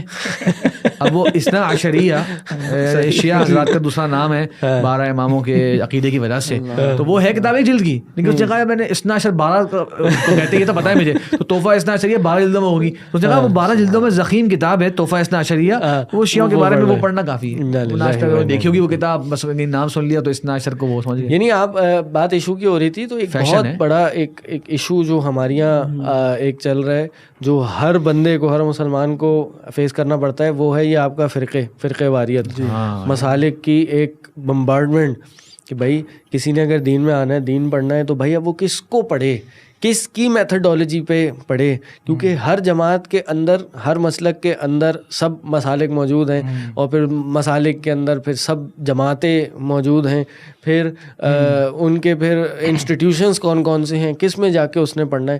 تو یہ ایک ایسا مسئلہ ہے کہ اس کے ہونے کی وجہ سے لوگ دین پہ نہیں آتے. بالکل، بلکہ ڈرایا جاتا ہے کہ مطلب آپ کیا دین کی بات کرو، کس کے پاس جاؤ گے، تو خود لڑتے رہتے ہیں آپس میں. دین پہ نہ ہو تو کہاں جاؤ، لبرل ہو جاؤ. ہاں، اور لبرل میں وہ تو سارے متفق ہیں، لبرل میں تو جو ہے وہ سب سے ڈبل مسالک ہیں. ادھر تو ادھر اجماع ہوا ہے سب کا. مطلب یہ سمجھ میں نہیں آتی، ڈبل سٹینڈرڈ ہے کہ بھائی دین میں بہت فرقے ہیں، وہاں چھوڑ کے ہمارے فرقوں کی طرف آؤ. ڈفرینس آف اوپینین اگر ہو رہا ہے تو دنیا کے معاملے میں تو وہ صحیح ہے، اکنامکس میں ہو رہا ہے اور میتھمیٹکس میں ہو رہا ہے، پالیٹکس میں مارنے پیٹنے پہ آ جاتے ہیں، پوری قوموں کو خراب کر دیتے ہیں. آپ یہ دیکھ لیں ابھی جو دنیا میں چل رہا ہے، رشیا اور ان کا، ایک قوم دوسری قوم کو تباہ، اس کا کوئی مسئلہ نہیں. ہاں، اور یہاں پہ کوئی دین کے نام پہ کرنے کے آتا ہے تو سب اٹھ کے آ جائیں گے، یہ دیکھو کیسی قوم ہے، ظالم جو ہے ان کا دین کو دین لڑا رہے ہیں. تو بہرحال انشاءاللہ کافی ہم نے ایشوز ڈسکس کر لیے، لیکن اب میں یہ چاہتا ہوں کہ اب آپ لوگ کچھ اپنی سٹوریز بتائیں یا سٹوری بتائیں کہ کیا چیز آپ کو دین کے علم کی طرف لے کے آئی، کہ کس چیز، کون سا ایشو آپ نے فیس کیا جس کی وجہ سے آپ نے کہا نہیں یار میں پڑھنا چاہتا ہوں اور میں علم کا سفر اختیار کرنا چاہتا ہوں اور میں اس علم کی دنیا میں قدم رکھنا چاہتا ہوں. اور پھر موٹیویٹ کس نے رکھا؟ شیخ آپ سے شروع کریں گے. آپ نے ماشاءاللہ ہم سے بہت زیادہ وقت لگایا ہے، تجربہ بھی ماشاءاللہ اس ایک مقدس زمین پہ آپ پڑھ کے آئے ہیں. پہلے آپ سے بسم اللہ کرتے ہیں. نہیں بس میں مطلب ظاہر ہے مختصراً طور پہ اس موقع پہ تو انیشلی آپ نے پاکستان سے پڑھا تھا نا، تو وہ بھی تھوڑا بتائیے گا پھر کیسے آپ وہاں گئے. وہاں کیا شروع میں تو اسکولنگ کے بعد ہی میرے اس سے بڑے بھائی ہیں، انہوں نے قرآن حفظ کیا، تو والدین کا جسے کہتے ہیں شوق تھا کہ بچہ قرآن حفظ کر لے. تو پھر میرے والد صاحب نے مجھ سے بھی پوچھا کہ آپ کو بھی قرآن حفظ کرنا ہے, تو مجھے بھی اچھا لگتا تھا قرآن حفظ کرنے کا آئیڈیا, تو میں نے کہا بالکل کرنا ہے. تو پھر میں نے شروع میں اسکول چھوڑ دیا تھا اور قرآن حفظ کیا. قرآن حفظ کرنے کے جو میرے استاد تھے ان کی میرے پہ بہت بڑا احسان ہے, بہت بڑی نیکی ہے. شیخ عبدالقادر آسٹریلیا میں ہوتے ہیں ابھی. وہ نیکی یہ تھی کہ انہوں نے ایک جملہ مجھے سکھا دیا, اور وہ کیا سکھایا, بلکہ 2 جملے سکھا دیے. ایک یہ کہ اسکول میں نہیں جانا کیونکہ وہاں پہ پینٹ شرٹ پہنتے ہیں. اچھا, تو یہ اس زمانے کا ایک جیسے کہتے ہیں نا 20-25 سال پہلے کے مسائل ہوتے تھے. اب شاید لوگ بولیں گے یار اس میں کیا مسئلہ ہے, نہیں تو اب خود اپنے بچوں کو بھیجتے ہیں. اب ہم بول دیں گے چلو یار وہ پینٹ شرٹ کے کوئی ایک خاص طریقے پہ منع ہے, اس طرح کا نہ ہو, ورنہ کا نارمل ہے تو چلو. تو وہ کہتے تھے وہاں پینٹ شرٹ پہنتے ہیں. اب وہ میرے بڑے ذہن میں بیٹھا ہوا تھا. دوسری پوائنٹ میں اچھی بولی تھی, بولا تھا اب یہ قرآن حفظ کر لیا, اب اس میں لکھا کیا ہے, اس کا مطلب کیا ہے, یہ کب پڑھو گے, یہ کون جانے گا. تو واقعی بڑا کلک کرتا تھا, واقعی قرآن حفظ کر لیا الحمدللہ, آتا کچھ نہیں سمجھ میں. تو کہتے تھے تو مدرسے پڑھنا ہے تاکہ دین کے عالم بنو, اور اس کو جو قرآن جو یاد کیے نا اس کو سمجھو. تو بھائی الحمدللہ ہماری فیملی کا تو بالکل اس طرف ماحول نہیں تھا, لیکن والد صاحب نے بڑا اچھا اس وقت ایک اسٹینڈ لیا, اور جیسے کہتے ہیں خاندان کے بہت سے لوگوں کی باتیں سنی کہ بچے کو ضائع کر دیا, بچے کو کسی کام کا نہیں چھوڑا, کوئی رشتہ نہیں دے گا, اس کو کوئی نوکری نہیں ملے گی, مطلب پورے خاندان کے لوگوں نے اپنا اپنا حصہ ڈالا ماشاءاللہ. صحیح بات ہے. مجھے جیسے کہتے ہیں نا اس چنگل سے ان کی طرف سے چنگل سے نکالنے میں. تو ورنہ اس بات وہ یہ کہ اگر کوئی دنیا کے معاملات کے اندر ہوتا تو کوئی اتنی فکر نہیں کرتا. صحیح بات ہے. لیکن افسوس کے ساتھ میں دین کا پڑھنے جا رہا تھا, جیسے کہتے ہیں کہ تو ابا ایک بیٹے کا رسک لے رہے تھے, تو اس پہ لوگ جو ہے نا گھبرانے کے لیے آ گئے تھے. تو افسوس کے ساتھ ہمارے ساتھ ایک ماحول تھا. الحمدللہ اللہ نے ہمت دی, کیونکہ کافی لوگ ہوتے ہیں جو اس اسٹیپ سے نہیں کر پاتے. بہت بڑی ان کی اللہ بچوں کو بھیج کے واپس بلا لیتے ہیں اور اس فیلڈ سے واپس ریورس. بس وہیں سے تھوڑا سا الحمدللہ شوق ہوا, اور جامعہ بکر ہمارا جو ادارہ ہے وہیں سے میں نے الحمدللہ تعلیم حاصل کری, اللہ نے موقع دیا اور بڑے اچھے اچھے اساتذہ سے پڑھنے کا موقع ملا. کس سال میں جامعہ بکر گئے تھے؟ میں نے وہاں پہ ایڈمیشن لیا تھا 99 کے بالکل اینڈ میں, 99 کے اینڈ میں, یا 2000 شروع ہو گیا تھا بالکل, شاید اس ٹائم کی بات ہے. 2000 سے 2006 تک میں نے وہاں پڑھا ہے, اور کیا کہتے ہیں وہاں کا جو معہد ہے پورا کمپلیٹ کیا الحمدللہ. اس وقت کی تھوڑی خاص یونیک بات یہ تھی, شاید بہت سے لوگوں کو نہ پتہ ہو, کہ وہاں پہ اس وقت اسلامی یونیورسٹی میں باہر کے اسٹوڈنٹ بہت پڑھتے تھے. جی. تو ہم لوگ تقریباً 500 اسٹوڈنٹس اگر تھے وہاں پہ پڑھنے والے, تو ان میں سے 250 سے زیادہ غیر ملکی ہوتے تھے اور باقی پاکستانی ہوتے تھے. یعنی یہ ایک سیکنڈ ٹو مدینہ یونیورسٹی سمجھا جاتی ہے, بالکل, کہ جس کا مدینہ میں ہوتا وہ جامعہ بکر آتا تھا. حتیٰ کہ ٹیچرز بھی جو ہے وہ بہت سارے نان پاکستانیز وہاں پڑھاتے تھے, ہمیں انہوں نے پڑھایا. اور اس زمانے میں اگر میں غلط نہ ہوں, میری اصلاح کیجیے گا, آج کے ہمارے یہاں کے جو بزرگ مشائخ ہیں وہ سب وہاں پڑھایا کرتے ہیں. شیخ مسعود عالم, حافظ شریف صاحب, شیخ عبداللہ ناصر رحمانی, شیخ علیمان لکھوی, سب ماشاءاللہ وہاں پڑھایا کرتے ہیں. سب وہاں پڑھا چکے ہیں. میں بہرحال ان کے بالکل بعد آیا ہوں, یعنی کہ میں جب آیا تھا تو شیخ علیمان لکھوی صاحب جو ہے وہاں کے مدیر التعلیم تھے اس سال. تو بتا وہاں پہ پڑھنے کے بعد اللہ نے موقع دیا مدینہ منورہ جانے کا.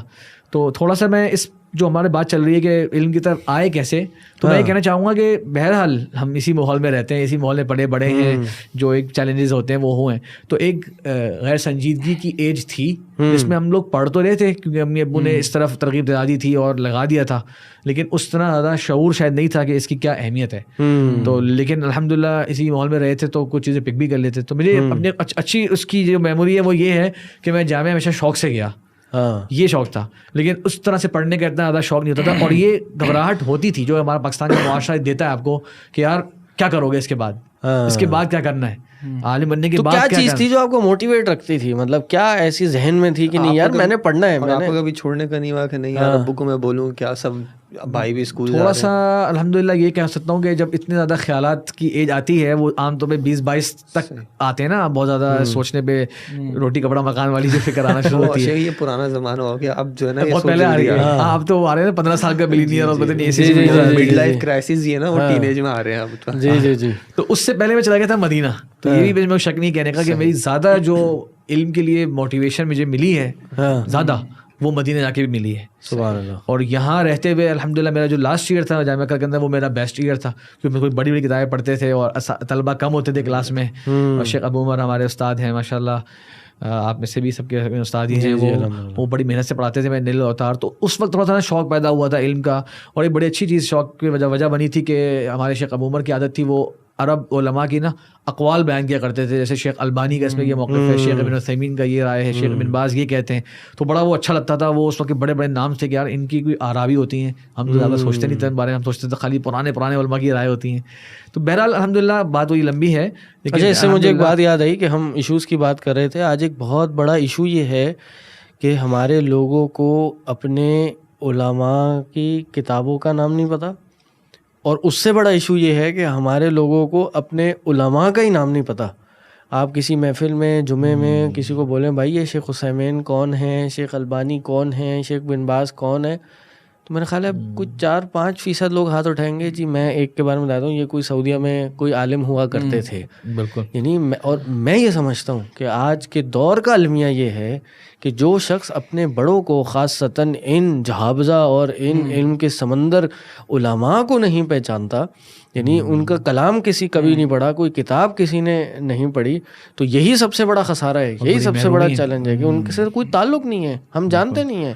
یعنی آپ جب تک اپنے علماء کو نہیں پہچانیں گے, آپ اپنی آئیڈینٹی آپ کو نہیں ملے گی. یہ بڑے ہیں ان العلماء ورثۃ الانبیاء. آج اگر نبی نہیں ہے صلی اللہ علیہ وسلم تو یہ علماء ہیں. کوئی صحابی کہے کہ بھائی میں مسلمان ہوں اور میں نبی صلی اللہ علیہ وسلم کو نہیں جانتا یہ کون ہے, تو پہلے تو وہ صحابی نہیں رہے گا اور شاید وہ مسلمان بھی نہ رہے. تو آج چونکہ انبیاء علماء کے وارث ہیں تو ہماری کیا کیفیت ہو گئی ہے کہ ہم علماء کو ہی نہیں پہچانتے. ہاں ہمیں یہ پتا ہوگا کہ جی رونالڈو کون ہے, میسی کون ہے, رونالڈو کی نیٹ ورتھ کیا ہے, اور میسی نے پورے سال میں کتنے میں خریدا گیا, کون سے ہالی ووڈ ایکٹر کا کس کے ساتھ کیا افیئر چل رہا ہے, اور کس کے ساتھ کون سی اس کے ساتھ جو ہے وہ لڑائی ہو گئی, کانفلکٹ ہو گیا, یہ سب ہم سب کو پتہ ہوتا ہے. کون سے ولاگر کو اس کے کتنے انسٹاگرام پہ ملینز آف فالوورز ہیں, یہ ہمیں پتہ ہوتا ہے. لیکن ہمیں علماء کے نام تک نہیں, ایک تعارف بھی نہیں ہوا. دین سے منسلک اگر کچھ لوگوں کے نام پتہ ہیں تو کچھ انجینئرس کے نام پتہ ہے یا سائیکالوجسٹ کے نام پتہ ہے جو کہ دین کی باتیں کہہ رہے ہوتے ہیں. علماء کے نام ویسے ہی واقعی. بہرحال شیخ آپ اپنی بات کنٹینیو کریں. بس میں یہی کہنا چاہوں گا کہ الحمدللہ وہاں پہ جا کے ایک بڑے علماء کو دیکھا, ان کی مجلسوں میں بیٹھنے کا موقع ملا, تو علم کا جیسے کہتے ہیں نا ایک دوسرا وہ نظر آیا کہ یہ بھی ایک عالم ہے پورا. اور وہاں پہ ایک بڑی خصوصی بات یہ ہے سعودی عرب میں الحمدللہ مدینہ منورہ کی خاص کر بات کروں گا اگر, کہ وہاں پہ ہر فن میں پڑھانے والے متخصص علماء ہوتے ہیں, اس فیلڈ کے ایکسپرٹ ہوتے ہیں جو وہ اس کو پڑھا رہے ہوتے ہیں, جنہوں نے اس میں PhD کی ہوئی ہوتی ہے. تو جب وہ اس سبجیکٹ کو پڑھا رہے ہوتے ہیں نا تو ان سے اس سبجیکٹ کو پڑھنے کا مزہ ہی پھر اور ہوتا ہے. ہمارے یہاں پاکستان میں کیونکہ یونیورسٹیز اتنا زیادہ اس کو اون نہیں کر رہی ہوتی اس سسٹم کو, دینی تعلیم کے سسٹم کو, تو اس لیے وہ ایک کامن سا کورس پڑھایا جاتا ہے جس میں ہر سبجیکٹ کی آپ کو ایک حد تک آگاہی دے دی جاتی ہے. کسی ایک دو سبجیکٹس میں زیادہ اسپیشلٹی جو ہے وہ نہیں کرائی جاتی ہے آپ کی. یہ وہاں پہ بہرحال ماحول ہے, تو وہاں پہ عقیدے کے PhDs ہیں, وہاں پہ حدیث کے الگ PhDs ہیں, فقہ کے الگ ہیں, اصول فقہ کے الگ ہیں. تو ان سے جب آپ اس فن کی کتابیں پڑھتے تھے تو وہ بڑا ایک زبردست انداز سے اس کو پڑھاتے تھے. پھر میں نے بڑی اچھی بات نوٹ کری کہ وہاں پہ جو علماء ہیں, عام لوگوں کے لیے ہم بات کر رہے ہیں نا, عام لوگوں کے لیے بھی وہ کتابیں پڑھایا کرتے تھے. یعنی ہمارے شیخ ہیں شیخ عبدالرزاق بدر حفظہ اللہ, ان کے بہت سارے دروس ہیں جو عوام الناس کے لیے ہوتے تھے.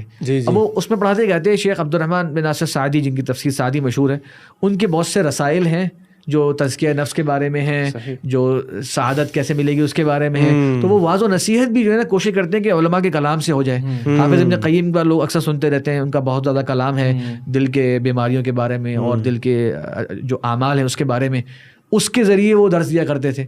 تو یہ بڑھانا ہے. اچھا شیخ, آپ کا جو ماشاءاللہ فیلڈ آف یعنی جو آپ نے اسپیشلائزیشن ہے وہ غالباً حدیث ہے. ہاں, علوم الحدیث ہے. یعنی آپ نے اپنا بیچلرز بھی علوم الحدیث میں کیا, پھر ماسٹرز بھی علوم الحدیث میں کیا, اور PhD بھی آپ نے علوم الحدیث کی ایک فیلڈ میں کیا. اس کو پڑھتے ہوئے کیا ایسا چیلنج تھا یا کیا ایسا ایشو یا سیٹ آف ایشوز تھے جو آپ کے سامنے نہیں, یار یہ پڑھ کے میں یہ حل کروں گا یا یہ پڑھ کے میں ان ایشوز کو یا ان چیزوں کو کلیئر کروں گا, وہ ذرا میں چاہتا ہوں آپ بتائیں. ہاں, وہ بہرحال بالکل آپ نے اچھا سوال کیا. ایک تو یہ کہ ہمارا جو حدیث ہے اس کی جو بیچلرز ہے اس میں وہ کہلاتا ہے کلیۃ الحدیث و دراست الاسلامیہ. حدیث سے فوکس ہوتا ہے لیکن باقی سبجیکٹس بھی پڑھتے ہیں ہم.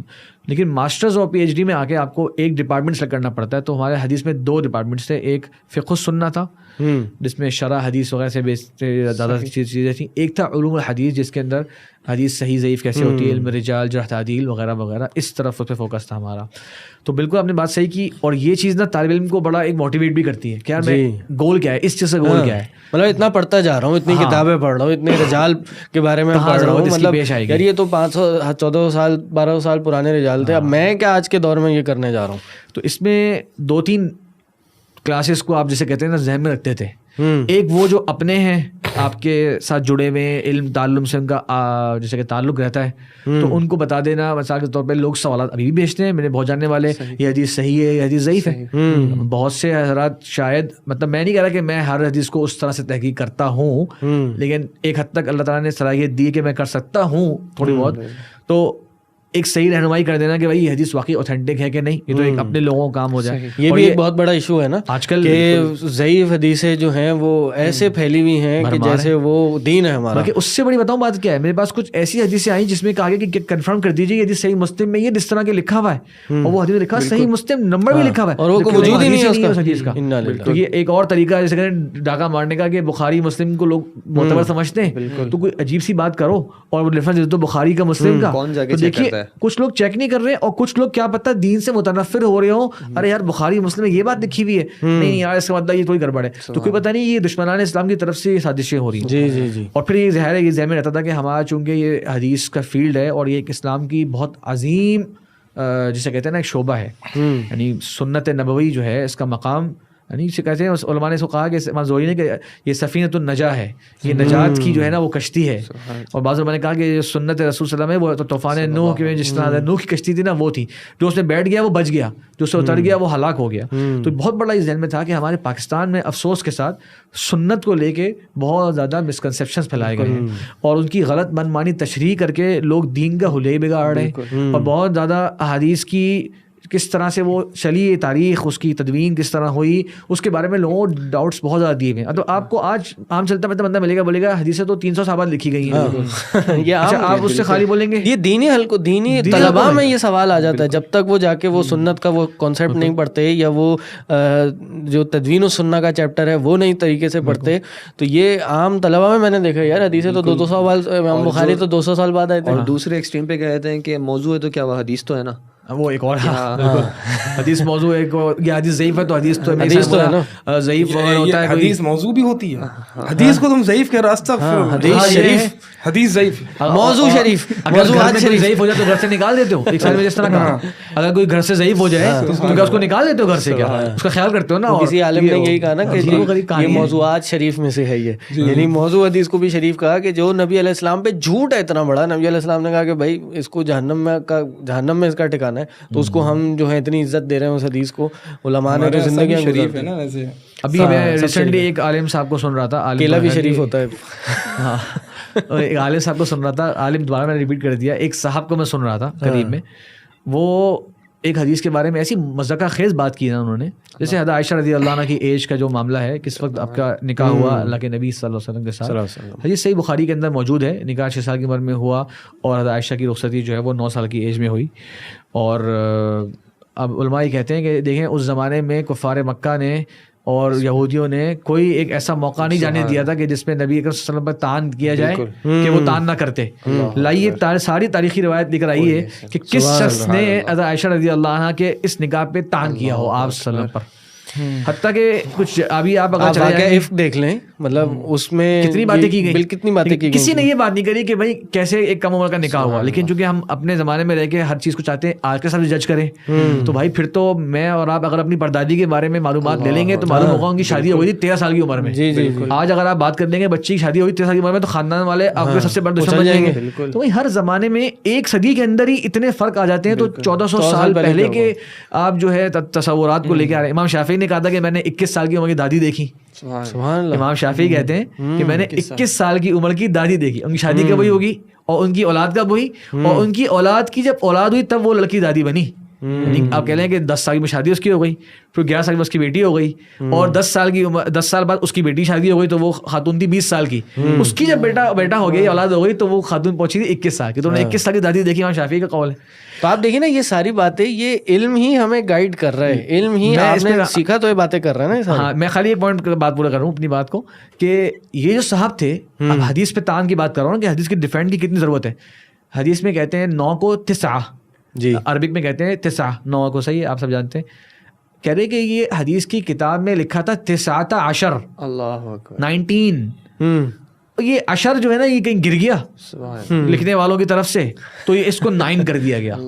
یقین جانیے یہ بہت مشہور ہمارے شخصیت ہے, انٹلیکچوئل اور بڑے بنتے ہیں, ان کا یہ کلپ ہے کہ وہ 19 تھا وہ لکھنے والوں نے 9 لکھ دیا, اور یہ بات جو ہے وہ ایسے چل پڑی, اور ان کو پتہ چل گیا کہ وہ ایسے ظالم لوگ ہیں. حدیث کی کوئی دنیا میں خالی ایک کتاب ہوتی ہے اور اس کا خالی کوئی ایک مینوسکرپٹ ہوتا ہے. لوگوں کو بتانے کی ضرورت ہے کہ صحیح بخاری جیسے کتاب ہے, صحیح مسلم کتاب ہے, ان کے سینکڑوں مینوسکرپٹس موجود ہیں. یہ کتابیں یہ نہیں کہ بس ہم نے خود آج کے زمانے پرنٹ کر دی, ان کتابوں کے پرانے قلمی نسخے جمع کیے جاتے ہیں. یہ تھوڑا ہمارا اس میں کام تھا ریسرچ کا. پرانے قلمی نسخے جمع کر کے ان سب کو آپس میں میچ کر کے صحیح ترین ٹیکسٹ ایکسٹریکٹ کیا جاتا ہے ان سے. یہ تھوڑی کہ کوئی ایک ناسخ نے لکھا تو ماشاءاللہ دنیا کے سارے 400-600 کتابیں جو سب میں سے لکھ دیا گیا, اور یہ حدیث خالی صحیح بخاری میں تھوڑی ہے, یہ حدیث صحیح بخاری میں ہے, صحیح مسلم میں ہے, کتب ستہ میں ہے, مسند احمد میں ہے. اور ایک واقعہ تھوڑی ہے, کئی واقعات اس بارے میں آ رہے ہیں, کئی راوی ہیں ماشاءاللہ. سارے راویوں کو ایک ساتھ 9-10 کا لفظ جو ہے گرا دیا سب نے, اتنی دشمنی تھی ان کی. آپ تو حدیث کی بات کر رہے ہیں, حدیث کا مقام تو اسلام میں مسلمانوں میں مطلب اس سے سب سے اونچا مقام ہے نا, قرآن کے بعد سب سے اونچا مقام ہے. تو آج علماء نے, آپ کی ماشاءاللہ جو کولیگز ہوں گے بلکہ آپ نے بھی, یہ ابن تیمیہ ابن قیم کی کتابوں پہ کام کیا ہے. ان کی کتابوں کے نسخے جمع کر کے, قلمی نسخے اور مینوسکرپٹ جمع کر کے ان کی کتابوں پہ تحقیق کر کے ان کو چھاپا ہے. المیہ یہ بھی ہے کہ لوگ دین کے معاملے میں ایسے کام کر جاتے ہیں, لیکن کوئی گریک فلسفی کا کوئی کال آئے گا جس کی کوئی نص نہیں ہے, کوئی سند نہیں ہے, اس پہ ایمان آ جائے گا کہ ہاں وہ اس نے ایسے ہی کہا ہوگا, بیاہی نہیں ایسے کہا ہوگا. وہ بات واٹس ایپ کے اسٹیٹس پہ کہیں لگا ہوگا قول, آپ اس کو 10 جگہ بیان کر رہے ہیں, اور ہر جگہ الگ الگ نام سے. ایسا بھی ہوتا ہے, ایک ہی بات ہے اور شیطان آپ کو یہ آگے پہنچانے سے بھول. تو میں یہ سوچ رہا تھا کہ یہ بھی بہرحال ایک اس وقت کی جسے کہتے ہیں ذہن میں ہوتا تھا کہ جو ہمارے پاکستان کے اندر سنت کے تعلق سے جو غلط رویے عام ہوتے جا رہے ہیں, اللہ تعالیٰ ہمیں توفیق دے تو اس کی صحیح انداز میں لوگوں کے سامنے سنت کو پیش کر سکیں کہ سنت ہے کیا. اور جس طرح نے کہا نا کہ 300 سال والی بات عام لوگوں کے ذہن میں بھی ہوتی ہے, تو ہم اس کا صحیح پہ تاریخ بھی لوگوں کو بیان کر سکیں کہ یہ اللہ تعالیٰ کی طرف سے اتنی بڑی نعمت ہے اور اسلام کی مکمل تشریح ہے کہ اس پہ اگر آپ اعتراض کرنا شروع کر دو گے. اور یہ دیکھیں اس صاحب نے ایک راستہ کھولا نا, 10 گر سکتا ہے ایک بندے کے ذہن میں, اگر یہ بات بیٹھ گئی نا پھر وہ ہر حدیث کے بارے میں سوچے گا کیا پتا اس میں یہ بات راوی نے اپنی مرضی سے ایڈ کر دی ہو, کیا پتا اس میں ایک اور کوئی شرط لگائی ہوئی ہو, کنڈیشن وہ راوی سے مس ہو گئی ہو, دروازہ کھول دیا نا پورا. بالکل, جب حدیث پہ دروازہ کھولیں گے تو پھر اگلا ٹارگٹ قرآن بنتا ہے. انشاءاللہ آپ کے ساتھ نا پورا ایک ہم نے program series of program record کرنا ہے اس ٹاپک پہ. بڑا امپورٹنٹ ٹاپک ہے, اہمیت سنت کی اہمیت اور علوم حدیث پہ انشاءاللہ. تو آپ اس کے لیے خاص کر اس کا آج کل کے زمانے میں لیں گے, کیونکہ جیسے آپ نے کہا شیخ ایک ہی المیہ ہے, معذرت کے ساتھ, کہ پڑھانے والے, میں اپنے آپ کو بھی اس میں شامل کروں گا کہ ہم پڑھانا شروع تو کر دیتے ہیں لیکن اس فن کی یا اس جو فیلڈ ہے اس کی وہ ہمیں مہارت یا وہ اس کی گہرائی نہیں پتہ ہوتی کہ اس کو آج کے زمانے میں کیسے اپلائی کیا جائے. اور اسٹوڈنٹس کنفیوز ہوتے ہیں, ارے آپ یہ پڑھا تو رہے, اس کو آج ہم استعمال کس طرح کریں گے, اور اس کے لوپ ہولز اختیار کر کے کون کہاں سے کہاں نکل جاتا ہے. یہ اس کی اہمیت کیا تھی کہ بھائی ایک چیز جو علماء نے اس وقت کیوں کی, اور ہم دیکھتے ہیں کہ بھائی یہ اہمیت تھی کہ انہوں نے یہ دروازے بند کرنے تھے.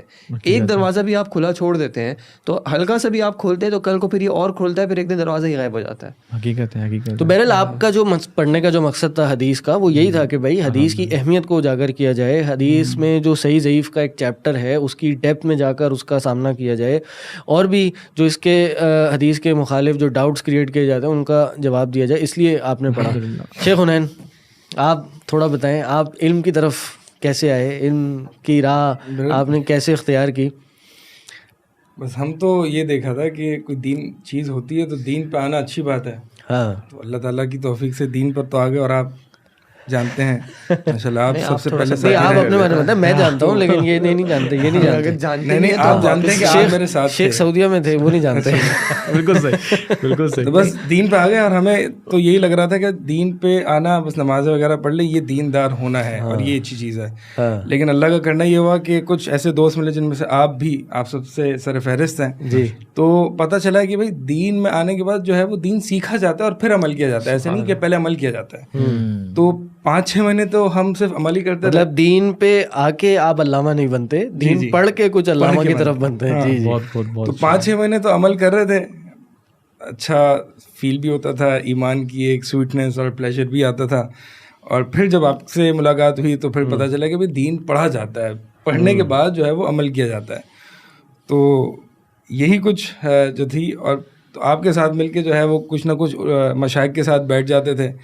کوئی اتنی خاص نیت نہیں ہوتی تھی کہ بھائی دین جو ہے وہ ہم اس لیے پڑھ رہے ہیں, آگے ہم نے جو ہے وہ کچھ کام کرنا ہے. جیسے کہ سلف کا قول بھی مجھے یاد آیا کہ سلف فرماتے ہیں کہ کننا نطلب العلم لغیر اللہ فابا ان یکون الا للہ, کہ ہم جو ہے وہ علم حاصل کیا کرتے تھے ایسی کوئی نیت نہیں ہوتی تھی غیر اللہ کے لیے, کوئی نیت نہیں ہوتی تھی, لیکن علم آیا ہی نہیں جب تک کہ ہم نے اس کو نیت اللہ کی نہ کر لی.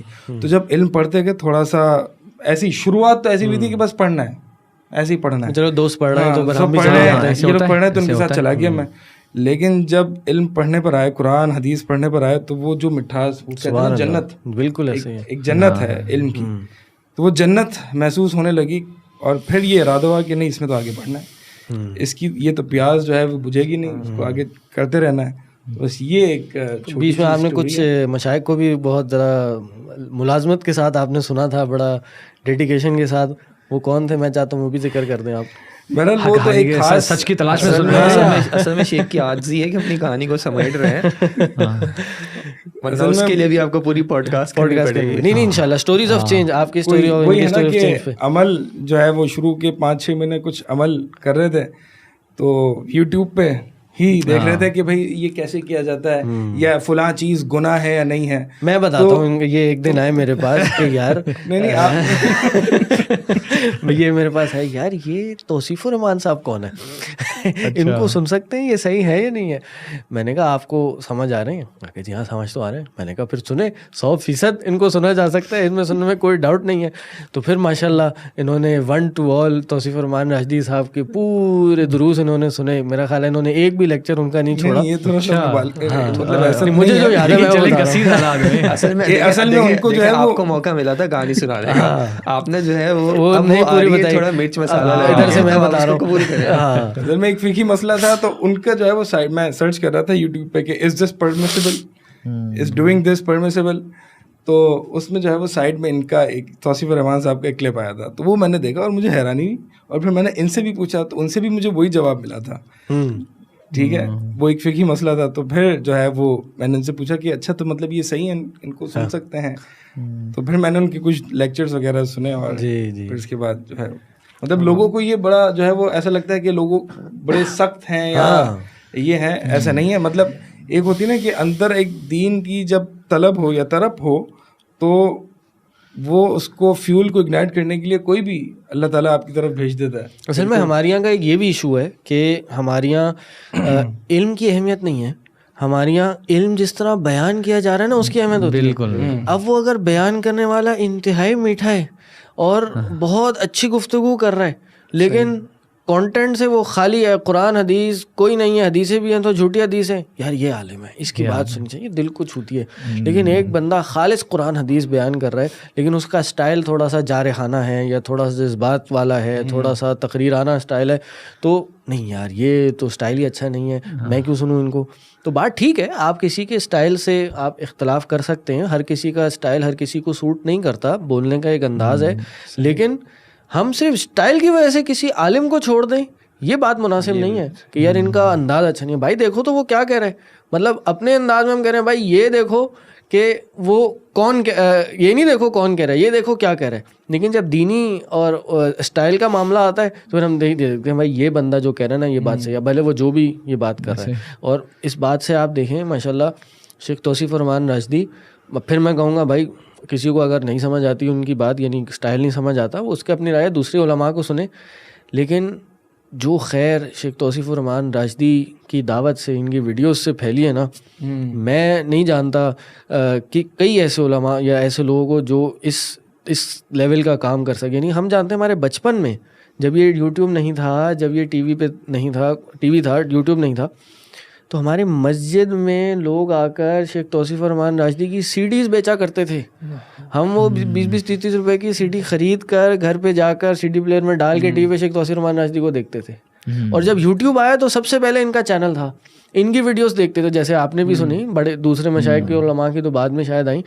اور لوگ بتاتے ہیں کہ بھائی کئی لوگوں سے ملاقات ہوئی, ہم یہ شیخ توصیف الرحمان راشدی کی ویڈیو دیکھ کے چینج ہوئے. یعنی ایک بات یہ کہ ان کی جو باتوں میں کلیئرٹی ہے, یعنی ابہام نہیں ہے کہیں. اگر جیسے کہ بہت سے لوگوں کی کنفیوژن ہوتی ہے بھائی کون حق پر ہے, کس کو سننا چاہیے, قرآن حدیث کیا ہوتی ہے, تو وہ بالکل دو ٹوک بات کرتے ہیں, جو وہ سمجھتے ہیں وہ بولتے ہیں. بہت سے لوگوں کی خواہش ہوتی ہے کہ بھائی مجھے سیدھا سیدھا بتاؤ, دبے الفاظوں میں نہ بتاؤ کہ کہیں آپ کچھ نام چھپا رہے ہو, کہیں آپ جماعت کا نام چھپا رہے ہو. تو وہ اس میں ماشاء اللہ کچھ لوگ جو بہت زیادہ کلیئرٹی چاہتے ہیں نا کہ بھائی مجھے دو ٹوک بتاؤ, اسٹریٹ فارورڈ, یس اور نو, تو ان کو جو ہے وہ اس طرح کے. اچھا یہ چیز تو آپ کو علم کی طرف لے آئی نا, چلیں آپ نے کچھ ویڈیوز دیکھ کے آپ علم کی طرف آ گئے. کیا چیز آپ کو کس چیز نے آپ کو موٹیویٹڈ رکھا؟ کیا آپ کے ذہن میں تھا کہ نہیں یار میں نے یہ کرنا ہے اور میں اس لیے یہ پڑھ رہا ہوں؟ کیا چیز, کوئی ایشوز آپ کے؟ ایک بات تو میں نے ضمناً یہ بتائی کہ ایک جنت سی محسوس ہوئی اس میں, اور اس میں کافی مزہ بھی آیا پڑھنے میں.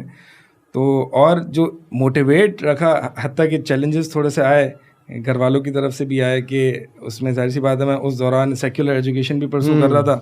تو بس لوگوں نے مجھے یہ کہا کہ یا تو سیکولر ایجوکیشن یا تو عالم اور مفتی بن جاؤ. میں کہا میں ایسا کیوں کروں, وائی ناٹ بوتھ, میں دونوں کیوں نہ پرسو کروں, میں دونوں کروں گا. کہ نہیں دونوں نہیں کر سکتے آپ, یا یہ کر سکتے ہو یا یہ کر سکتے ہو. کہ یہ میں کر کے دکھاؤں گا انشاءاللہ میں کر کے دکھاؤں گا, اللہ کر کے دکھایا الحمدللہ. تو پھر وہ ڈگری بھی ملی. تو ہوتا یہ تھا کہ شام میں جو ہے وہ مشائخ کے ساتھ بیٹھ جاتے تھے. پھر فل ٹائم مدرسہ تو تبھی جوائن کیا جب جو ہے وہ اس کا ہو گیا, کمپلیٹ ہو گئی سیکولر ایجوکیشن. موٹیویٹ جو ہے بس وہی ہے کہ مطلب کیا ایشوز تھے ذہن میں کہ یار میں یہ مجھے کنفیوژنز ہیں, یہ معاملات ہیں, یہ چیز مجھے علم کی طرف لائیے, مجھے اس لیے علم حاصل کرنا ہے. صحبت تو مل جاتی ہے, صحبت بہت سے لوگوں کو ملتی ہے, 2-4 دن 2 مہینے 10 مہینے پڑھ کے, سال 1.5 سال پڑھ کے صحبت ختم, یا کوئی اور ٹارگیٹ آ گیا, کوئی اور گول بن گیا, چلو بھائی یہ چھوڑا وہاں لگ گئے. لیکن آپ پڑھتے رہے, 6-8 سال پڑھتے رہے, علماء کے پاس جاتے رہے. کیا چیزیں تھیں ذہن میں کہ یار میں نے یہ پڑھنا ہے؟ ایک یہ بھی ہو سکتا ہے جیسے کہ موسیٰ علیہ السلام نے کہا تھا نا کہ اللہ تو نے چونکہ مجھ پر انعام کیا ہے تو میں کافروں کی مدد کرنے والا نہ ہوں گا. یعنی اب میں جو ہے وہ دین کی مدد کروں گا, دین کی نصرت کروں گا. تو ایک یہی تھا کہ بس اللہ تعالیٰ نے جو ہے وہ ایک شعور دیا, ایک توفیق دی. تو اب جو ہے وہ دین کی خدمت کرنی ہے اور اپنے آپ کو بھی اس پہ لگانا ہے. بس ایک یہ چیز جو ہے وہ کھڑا رکھتے گئی, اور کچھ پڑھنے پڑھانے کی جو ہے وہ ایک بات میں آپ کی بات سے میں اس میں اگر چاہوں تو وضاحت ہو جائے گی مزید شاید. وہ یہ کہ کبھی کبھار ہمارے لوگ جو ہے نا آس پاس کے, وہ یہ سمجھتے ہیں کہ جس طرح دنیاوی تعلیم کا ایک گول ڈگری لینا ہے نا, تو انہیں لگتا ہے کہ دینی تعلیم کا بھی جو ایک گول ہے نا وہ کوئی نہ کوئی ڈگری لینا ہے. تو کہتے ہیں یہ دونوں تعلیم میں تم کیسے چلاؤ گے؟ اصل میں دینی تعلیم کا مقصد سب سے پہلا یہ ہے کہ اللہ تبارک و تعالیٰ کی معرفت حاصل کرنا, اور پیارے نبی صلی اللہ علیہ وسلم سے متعارف ہونا, اور دین اسلام کا سے کیا تقاضا ہے یہ سمجھنا. دیکھیں دین کے اندر وہ ڈگری جو ہے نا وہ اب شامل ہو گئی ہے, اس کے کچھ فوائد ہیں وہ الگ بات ہے, لیکن اصل تو اب جو ہمارے زندگی کی ہم بات کرتے ہیں امام احمد, امام ابو حنیفہ, امام شافعی, ان کی ڈگری کیا تھی؟ ان کی ڈگری تھی کہ اپنے استاد کے سامنے بیٹھ کے اتنے سال تک پڑھ لیے کہ ان کے استادوں نے ان کے بارے میں اتنے تعریفی کلمات کہہ دیے کہ لوگوں نے ان کو ایکسیپٹ کر لیا, اور آہستہ آہستہ اللہ نے ان کو امام کا درجہ دے دیا. اور یہ میں نے سنا تھا شیخ امین شنقیطی رحمہ اللہ کے بارے میں, آپ اس کی تصحیح کیجیے گا, کہ وہ جب شروع مدینہ یونیورسٹی بنی, جامعہ اسلامیہ بنی, تو شیخ بن باز وغیرہ نے پوری دنیا سے علماء کو بلایا, تو یہ شیخ امین شنقیطی بھی گئے. تو انہوں نے ان سے کہا کہ بھائی آپ اپنی شہادت دکھائیں, اپنی سند دکھائیں, اپنی ڈگری دکھائیں. تو انہوں نے کہا اشہدو ان لا الہ الا اللہ. تو بھائی یہ تو ہمیں پتہ ہے, آپ کو ڈگری دکھائے اپنی. نہیں کہ ڈگری فگری میرے پاس کوئی نہیں ہے. تو انہوں نے کہا اچھا چلیں ٹھیک ہے, ہم آپ سے کوئی سوال کرتے ہیں. تو انہوں نے چند سوال لکھ کے دیے شیخ امین شنقیطی کو, اور شیخ امین شنقیطی اضواء البیان تفسیر ایک بڑی کہتے ہیں کہ علم کا ذخیرہ ہے اس کے اندر, پڑھنی چاہیے. تو انہوں نے وہ سوال کے جواب دیے, اور ان سوالوں میں کچھ مزید سوال لکھ کے ان کو دے دیے کہ بھائی یہ لیجیے, آپ اس کے جواب دیجیے. تو جب وہ انٹرویو کرنے والوں نے ان کے سوال سنے تو انہوں نے کہا بھائی آپ بالکل لائق ہیں کہ آپ اس ادارے میں آ کے پڑھائیں, بلکہ طلبہ کو نہیں ہم اساتذہ کو بھی آ کے آپ پڑھائیں. تو بھائی ڈگری یہ دنیا میں ہی کام آتی ہے, گتے کا جو پیس ہے چھوٹا سا, قبر میں کام نہیں آئے گا یہ. بالکل. تو الحمدللہ یہ جو چیز آپ نے کری, جس طرح آپ نے دونوں چیزیں لے کے چلی, یہ ایک عام بندے کو بھی ایک میسج دیتا ہے کہ یار آپ چھوڑ دیں گے بہت لمبے اہداف, وہ آپ کو اللہ تعالیٰ انشاءاللہ خود بخود تمکین بھی دے دے گا, خود بخود ایک آپ کے لیے ماحول بھی مل جائے گا آپ کو. ابھی آپ یہ سوچیں کہ میں نے اپنے آپ کو کیسے اس دنیا میں ایک اچھا مسلمان بن کے گزارنا ہے. میں علم اس لیے حاصل کر رہا ہوں ایک اپنے لیے, پھر وہ ماشاء اللہ جب آپ علم حاصل کرتے ہیں, سال آپ گزرتے ہیں, آپ کو کسی چیز میں مہارت حاصل ہوتی ہے, لوگ آپ کو درس کے لیے بلاتے ہیں, جمعے کے لیے بلاتے ہیں, کہیں کوئی کورس کرا دیتے ہیں آپ, پھر آپ خود بخود آہستہ آہستہ مدرس کے حیثیت سے پہنچ جاتے ہیں. تو یہ کوئی ایسی چیز نہیں ہے کہ جو دونوں چیزیں ساتھ لے کے چلی نہیں جا سکتی کبھی. ایسا کیا ہے علماء نے, کیا کاروبار بھی کیے ہیں, دین کا علم بھی حاصل کیا. شیخ عدیل آپ کچھ بتائیں, آپ اس سفر میں کیسے آئے؟ آپ وہ سائیکالوجی پڑھنے کے ساتھ ساتھ یہ ذرا کیوں کرنا شروع ہو گئے؟ اس سے پہلے کے کچھ جو سفر ہے ان کا بھی ذکر کرتے ہیں. ایسی کوئی الحمدللہ سفر نامہ چھوٹا سا ہی ہے, ایسے بڑا نہیں ہے. اچھا آپ کہہ رہے ہو کہ ہم گھبرا جائیں گے, آپ کی بہت لمبی عمر ہے, لوگ گھبرا جائیں گے, پتہ نہیں کتنے بڑے بزرگ بیٹھے ہوئے, ہائٹ بھی لمبی ہے. تو چلے آپ بتائیے. نہیں الحمدللہ اللہ کا بہت احسان ہے کہ والدین کی جو تربیت رہی تھی, انہوں نے جس طرز پہ پرورش کی تھی وہ دینی ماحول ہی تھا الحمدللہ. کوئی ایسا نہیں ہے کہ کوئی بہت زیادہ آؤٹ والا معاملہ ہو. اور ایک جو احسان ان کا رہا ہے اور وہ یہ کہ انہوں نے بچپن میں ہی جو ہے وہ قرآن حفظ کروا دیا تھا. یہ ہے کہ ظاہر سی بات ہے اس وقت اس کی اہمیت نہیں ہوتی ہے, اور اس وقت والدین کو ہم ایک ہارڈ ٹائم دیتے ہیں, اور باقاعدہ مجھے پتہ ہے کہ گھر والوں کو یہ محسوس ہوا تھا. لیکن یہ اللہ تعالیٰ کا بھی اس میں بالکل انعام ہے, اور والدین کی بہت محنت ہے کہ انہوں نے ایک وہ مرحلہ اس زندگی میں کرا دیا. بعد میں جو ہے وہ بہت مشکل ہو جاتا ہے کرنے والوں کے لیے. تو پھر یہ کہ اس کے بعد جو ہے وہ اسکول میں داخلہ لیا, تو الحمدللہ وہ اسکولنگ بھی ساتھ ساتھ چل رہی تھی. دین کی طرف جو تھوڑا رجحان تھا وہ کچھ آپ سمجھ لیں اے لیولس کے قریب بڑھا تھا, یعنی آپ انٹر کے اس میں کہہ رہے ہیں کہ وہ تو اس سے پہلے بھی الحمدللہ کوئی ایسا نہیں ہے کہ بھائی کوئی بہت زیادہ خراب معاملات تھے. الحمدللہ نماز وغیرہ چلتی رہتی تھی. ہاں یہ ہوتا تھا کہ تھوڑا سا میوزک کی طرف رجحان تھا, تو وہ ایگزام جب قریب آتے تھے تو مجھے یاد ہے کہ سارے سانگز غائب ہو جاتے تھے. تو الحمدللہ یہ تھا کہ کچھ شعور تھا رمضان میں بالکل. تو الحمدللہ یہ تھا کہ کچھ شعور تھا, لیکن وہ محبت نہیں تھی دین سے, جو سچی بات ہے. لیکن الحمدللہ جب وہ اے لیولز میں آئی تو اس کے بعد پھر کچھ دینی لوگوں سے تعلق بڑھا, کچھ تبلیغ کے معاملات کی طرف بھی وہ اس طرح کے معاملات ہوئے. پھر یہ سمر کیمپ وغیرہ میں تو الحمدللہ اس میں جو ہے گھر کے قریب مسجد میں جو ہے وہ ایک سمر کیمپ میں تعارف ہوا, اور وہاں پہ الحمدللہ اساتذہ جو ملے وہ اللہ کا ایک بہت بڑا احسان رہا کہ وہاں سے زندگی میں جو ہے دین کی سمجھ کے اعتبار سے بہت تبدیلی آئی. اور یہ جو علم کی ہم بات کر رہے ہیں تو وہ اصل میں انہی اساتذہ کی محنت تھی. یہ بات سمجھ میں آئی کہ اگر واقعتاً سب سے پہلے تو یہ کہ اپنی زندگی کو کچھ سنوارنا ہے, اپنی زندگی کو کچھ کیونکہ آپ نے قرآن حفظ کیا ہوا ہے, جیسے آپ نے کہا شیخ قرآن حفظ کیا ہوا ہے, لیکن دکھ کی بات یہ ہے کہ جو پڑھ رہے ہیں کچھ سمجھ نہیں ہے کیا پڑھ رہے ہیں. کیا مجھے اتنا یاد ہے کہ اب تھوڑا سا ایک ہوتا ہے کہ وہ ہوتے ہیں نا کچھ آیات میں متشابہ ہوتے ہیں کہ اب وہ مومنین یا کافرین اسی کی سمجھ نہیں آ رہی کہ ان اللہ یحب المومنین آئے گا یا کافرین آئے گا, تو اتنا بھی جب سمجھ نہیں آتا تو پھر اس وقت یہ ہوا کہ بھائی یہ پڑھا تھا, اور اس سے بڑھ کے کہ یار دین پہ عمل کرنا ہے تو پتہ تو ہونا چاہیے نا کیوں. اللہ تعالیٰ نے کچھ کیوریس مائنڈ دیا ہے. اب کچھ سوالات جب ریز ہوتے ہیں تو ہوتا ہے کہ ایسا کیوں ہے. اب جب وہ سوالات آپ گھر والوں کے پاس لے کے جائیں, آپ کو کوئی تسلی بخش جواب نہ ملے تو پھر انسان کو ہوتا ہے یار یہ نا وہی خیر تھوڑا برا تو اس لیے ہو رہا ہے کہ ہمارے بڑے کرتے تھے بالکل کہ وہ مکھی مارنے والی بات ہے. اور پھر ایک طرف سے یہ آ جاتا ہے کہ یار زیادہ سوالات کرنے کے نہیں ہوتے. دیکھیں دین میں جو ہے نا اتنا یہ نہیں ہوتا, بس جو ہے وہ ہے وہی کرنا ہے. لیکن بڑے اکثر جو بڑوں نے دیا ہے وہ جواب دے دیتے ہیں, بیٹا اتنی زیادہ باتیں نہیں پوچھا کریں, بس کرنا چاہیے, عمل والے بنو. بولا جاتا ہے جی بالکل. اور اصل میں ہوتا ہے نا کہ جب آپ انسان کو خود نہیں پتا ہوتا نا تو پھر وہ یہ ہوتا ہے کہ میں کیا بولوں کہ مجھے نہیں پتا. تو اس اعتبار سے کیونکہ یہ کچھ کویشچنز ریز ہوئے, اور پھر اساتذہ نے سکھایا کہ دیکھو دنیا میں اگر زندگی میں کوئی بھی ایک خاطر خواہ لوگوں کے لیے اپنے لیے کوئی محنت کرنی ہے تو اس کے لیے آپ کو دین کے علم کو لازمی کرنا پڑے گا, کیونکہ محنت کرنے والے تو بہت ہیں, ہاتھ پیر ہلانے والے تو بہت ہیں, اور لوگ آپ کو بلائیں گے بھی. اور ایسا ہوتا تھا کہ ذرا سا آپ مسجد جانا زیادہ شروع ہیں تو وہ 2-3 لوگ پہنچ جائیں گے کہ آپ ذرا سا ادھر بھی آ جائیں. پھر اصل میں گھر میں بھی کچھ ماحول اس طرح تھا کہ امی کا بھی وہ ایک تعلق تھا جماعت وغیرہ سے, تو وہ اس اعتبار سے بھی ایفرٹس چلتی رہتی تھیں کہ بھائی یہ جب ایک بندہ دین میں تھوڑا سا آ رہا ہے تو اس کو اپنی طرف گھیرا جائے, اس کو کیچ کرو. بالکل. اب وہ جب ملٹیپل طرح سے ایفرٹس آتی ہیں تو پھر سوال آتا ہے کہ یار اس میں فرق کیا, ان کے ساتھ یہ کیوں نہیں, یہ کیوں یہ کر رہے ہیں, کون سی جماعت صحیح ہے بالکل کہ, اور ان کی ایفرٹس ادھر کیوں ہیں اور ان کی ایفرٹس ادھر کیوں ہیں. تو اس کا جواب پانے کے لیے اس اساتذہ نے سکھایا بھائی ان سب کا آپ کو جواب مل جائے گا, یہ کنفیوژنز ہیں لیکن اس سب کا جواب ہے. لیکن اس جواب کے لیے کیا ہے کہ آپ کو تھوڑی سی محنت کرنی پڑے گی. اگر آپ کو دنیا ایک اللہ تعالیٰ نے قانون بنایا, آپ کو دنیا میں کچھ بھی حاصل کرنا آپ کو تھوڑی سی محنت کرنی پڑتی ہے. اور اس محنت میں دیکھیں آپ کسی ایک تو ہے نا, اب جیسے مجھے یہ بات یاد ہے, ادھر کچھ لوگوں کو ڈرائیونگ کا ڈر ہوتا ہے کہ بھائی میں گاڑی نہیں چلا پاتا, اور وہ ڈر کیا ہوتا ہے مجھ سے کوئی غلطی ہو جائے گی, لیکن وہ کسی اور کے ساتھ بیٹھ جاتے ہیں کہ بھائی تم چلا لو، تو بھائی وہ غلطی نہیں کر سکتا. دوسری بات یہ کہ مجھے یہ کیسے زیادہ اعتماد ہو کہ یار تم غلطی نہیں کرو گے. الحمدللہ اللہ تعالیٰ نے ایک سمجھ دی ہے کہ بھائی آپ کسی اور کے پیچھے چلے ہوئے ہیں کہ بھائی وہ جیسے کہہ رہے ہیں آپ کر رہے ہیں، بھائی غلطی تو وہ بھی کر سکتا ہے. واقعہ تو نہیں ہے ڈرائیونگ والا؟ آپ میرے بچپن کی جو ہے وہ گاڑی چلانے میں بیٹھے ہیں تو جی آپ کنٹینیو. شیخ طہا جو ہے سب کے رازدان بیٹھے ہیں. اصل میں گاڑی چلانے میں تو بعد میں معاملہ خطرہ وہ آیا تھا، لیکن شروع میں تو الحمدللہ. تو وہ یہ تھا کہ بھائی اگر آپ نے ایک چیز پہ عمل کرنا ہی ہے تو کیوں نہ آپ کو اس کے بارے میں خود پتا ہو، بجائے اس کے کہ آپ ویسے کسی ایسے شخص سے پوچھیں جس کو خود کچھ نہیں پتا. تو اس اعتبار سے الحمدللہ وہ اساتذہ نے سمجھایا تھا کہ بھائی اور یہ فتنے تو بہت ہیں، فتنے بڑھتے بھی جا رہے ہیں، اور ان فتنوں کی پہچان پھر یہ بات نا کہ اللہ تعالیٰ کو مجھ سے اس وقت اس زمانے میں میری زندگی میں کیا مطلوب ہے، یہ چیز آپ کو علم کے بغیر نہیں آ سکتی.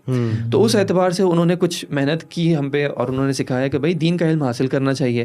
پھر جب اس راستے پہ چلے تو الحمدللہ الحمدللہ الحمدللہ کہ اللہ تعالیٰ نے معاملات کو آسان کیا. ہم اپنے کلاس فیلوز کو دیکھتے ہیں کہ بھائی وہی چیز ایک استاد پڑھا رہے ہیں، انہوں نے پڑھایا، اب مجھے سمجھ میں آ گیا، اس کو سمجھ میں نہیں آ رہا. تو پھر ایک انسان کو محسوس ہوتا ہے کہ یار یہ واقعتاً اللہ تعالیٰ انتخاب کرتے ہیں کہ اللہ تعالیٰ آپ کے لیے آسان. کون سی کلاس آپ کی؟ یونیورسٹی والی؟ نہیں یونیورسٹی نہیں، یہ دین کا جب دین شروع کیا تھا. لیکن ویسے پڑھائی میں میرا کبھی شوق نہیں رہا تھا، سچی بات ہے. میرا یہ بھائی کے ساتھ ہوتا تھا کہ بھائی اکثر کام کرتے تھے، میرے بڑے بھائی کام کرتے تھے، میں ان کا چھاپ کے کچھ ورڈ چینج کر کے اس طرح جو ہے وہ گزارا کر لیتا تھا. شوق نہیں تھا تو یہاں پہنچے، اگر شوق ہوتا تو ماشاءاللہ. تو اس اعتبار سے جب دین کا علم حاصل کرنا چاہوں گا، مجھے یاد ہے خاص کر عربی گرامر میں لوگوں کا مسئلہ آتا تھا، کیونکہ ہماری کلاس میں بڑی عمر کے بھی ہوتے تھے تو ان کو باقی ساری باتیں سمجھ میں آ جاتی ہے، عربی گرامر میں آ کے وہ فیل یاد نہیں ہو رہا، کیونکہ حفظ کیا ہوا تھا. تو الحمدللہ ایک وہ حافظہ جو ہے وہ اس اعتبار سے چل جاتا ہے کہ آپ تھوڑی بار پڑھیں تو وہ چیز یاد ہو جاتی ہے. تو دیکھا کہ اللہ تعالیٰ یہ چیز آسان کر رہا ہے کہ واقعتاً اپنے ساتھ والوں کو دیکھے کہ یار ان کو ایک چیز مشکل لگ رہی ہے کہ مجھے آسان لگ رہی ہے، اور میرے لیے الحمدللہ وہ چیز ریٹین ہو رہی ہے. اور جو سب سے بڑا جو مجھے ایک چیز جو موٹیویٹ کرتی تھی نا، وہ یہ کرتی تھی کہ جتنا آپ سیکھتے ہیں، آپ قرآن پڑھتے تھے اور آپ کو وہ چیز سمجھ میں آتی تھی، اور وہ جو فیلنگ تھی نا کہ یار ایک آیت میں نے آج سیکھ لی، اب یہ آیت قرآن میں کہیں آ رہی ہے، مجھے سمجھ میں آ رہا ہے، وہ ایک. اور الحمدللہ یہ آج بھی ہوتا ہے کہ پوری ووکیبلری پہ آپ تراویح پڑھاتے ہیں، رمضان میں قیام کرتے ہیں، اور وہ سمجھ آتا ہے، اس کی فیلنگ ہی کچھ اور ہے. امام پڑھا رہا ہے نماز، آج ابھی بھی ہوتا ہے کہ ہم بہت ہر آیت کی تفسیر تو نہیں جانتے، جب ہم پڑھا رہے ہوتے ہیں تو ہم معنی پڑھتے ہیں اور تفسیر پڑھتے ہیں، اور پھر اس کو نماز میں پڑھتے ہیں تو واقعی ایسا لگتا ہے یہ آج میں نے پہلی دفعہ آیت پڑھی ہے. اور اس میں جیسے کچھ ہوتا ہے نا، کچھ نقاط جب ان کا تذکرہ ہوتا ہے، جیسے مجھے ابھی تک یاد ہے کہ سورہ زمر کی جو آخری کی آیت ہیں، وسیق الذین کفروا الی جہنم، اب اس میں دو جگہوں پہ حتی اذا جاؤوها، ایک جگہ پہ فتحت اور ایک جگہ پہ وفتحت. جب سے یہ ایک تو ہمیں شیخ عثمان نے بھی ایک بات یہ بات بتائی تھی، اور پھر شیخ غالباً شیخ صالح عثیمین نے بھی یہ بات ذکر کی ہے، محمد بن صالح عثیمین رحمہ اللہ، کہ یہ واو جو ہے نا، یہ نبی صلی اللہ علیہ وسلم کے آنے کی وجہ سے ایک یہ گیپ ہے کہ ایسے ہی نہیں کھل جائے گا وہ دروازہ، کچھ مسنگ ہے یہاں. تو جب سے وہ تو الحمدللہ اب وہ آیت جو ہے وہ حل ہو جاتی ہے. اب وہ آگے کیا ہے، آگے جہنمین کا ذکر ہے تو واو کے بغیر ہے.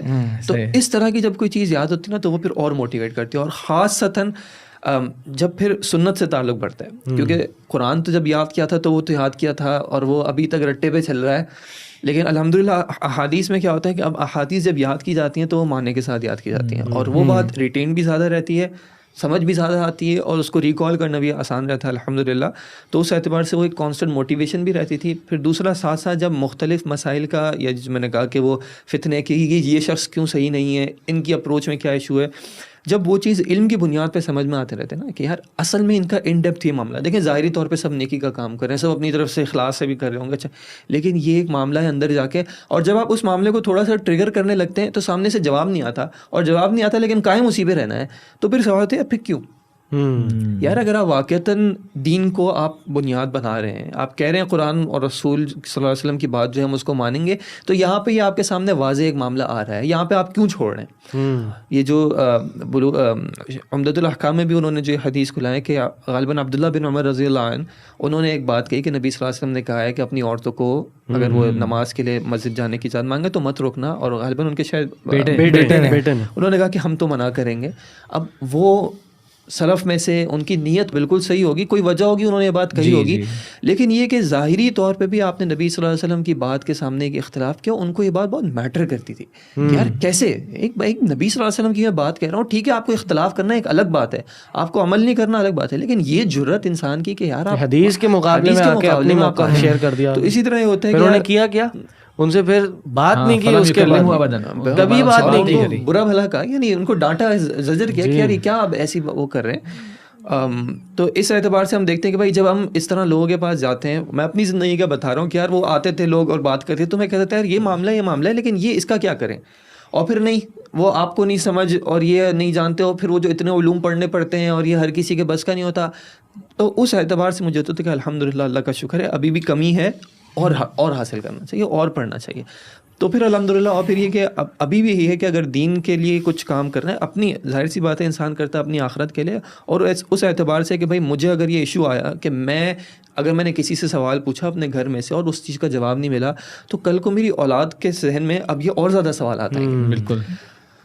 یعنی آپ کی بات سے جو مجھے لگ رہا ہے وہ یہ ہے کہ 2 ایشوز جو ہیں وہ آپ کو لے کے آئے اس طرف کہ ایک کہ بھائی یہ اتنی جماعتیں ہیں, اتنی فکریں ہیں, اتنی سوچیں ہیں, ان میں سے رائٹ کون ہے, لیکن کرنے کا کام کیا ہے, کرنے کا کام اللہ تعالیٰ کو مجھ سے اس زمانے میں کیا مطلوب ہے. اور دوسرا کہ بھائی حلال کیا ہے حرام کیا ہے یہ تو پتہ ہو, ہمیں یہی نہیں پتا کہ صحیح چیز کیا ہے اور غلط چیز کیا ہے, کیونکہ عمل اس پہ ڈپینڈ کرتا ہے کہ میں نے کیا کرنا ہے اور میں نے کیا نہیں کرنا, کس چیز سے رکنا ہے. اور ہمارے یہاں تو ایک کلچر ہے, من مانا دین ہے, کہ جو پسند آیا وہ عمل کر لیا, جو پسند نہیں آیا اس کو چھوڑ دیا.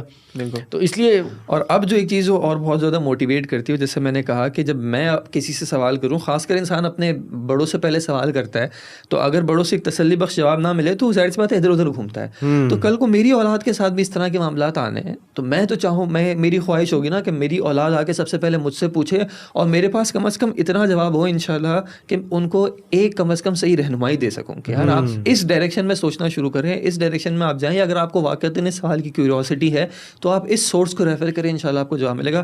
تو وہ الحمدللہ ایک چیز ہے جو کہ اب بھی موٹیویٹ کرتی ہے کہ نہیں اور بھی سیکھنا ہے, نئے نئے مسائل آ رہے ہیں, پیاس ہے نا انسان کی, پیاس بڑھتی ہے. یعنی جب انسان دین میں داخل ہو جاتا ہے تو خواہشات تبدیل ہو گئے, دین کی طرف لگ جاتی ہے. اور وہ مجھے ایک بات وہ یاد رہتی ہے کہ مجھے یہ یاد نہیں ہے کہ کس کا قول ہے کہ انہوں نے کہا کہ ایک ہوتے ہیں دنیا کے متلاشی نا, جن کو دنیا کی حرص ہوتی ہے کہ دنیا حاصل کرنی ہے. اب دنیا کی اس میں کیا ہے کہ دنیا آپ منہومانی لا یشبعانی, جی کہ وہ منہومن فی الدنیا کہ وہ پیاس نہیں ختم ہوتی, اور لیکن اس میں مسئلہ کیا ہے کہ جتنا آپ شیئر کرتے ہیں نا آپ کے پاس سے کم ہو جاتا ہے. اور علم ایسی ایک چیز ہے کہ اس کا بھی جو ہے پیاسا, یعنی اس کی پیاس بھی کبھی نہیں, علم اپنے ان اٹ سیلف ایک موٹیویشن ہے, علم خود ہی موٹیویٹ کرتی ہے آپ کو. اور دوسرا اس میں یہ کہ آپ جتنا اس کو بانٹتے ہیں اتنا آپ کا بھی بڑھتا رہتا ہے. کہ آپ دیکھیں, آپ لوگوں کو بتا دیں, ہے کبھی کبھی مشکل ہوتا ہے, لیکن آپ لوگوں کو ایک اوپن فورم دے دینا کہ آپ جو دل چاہے سوال کر لیں.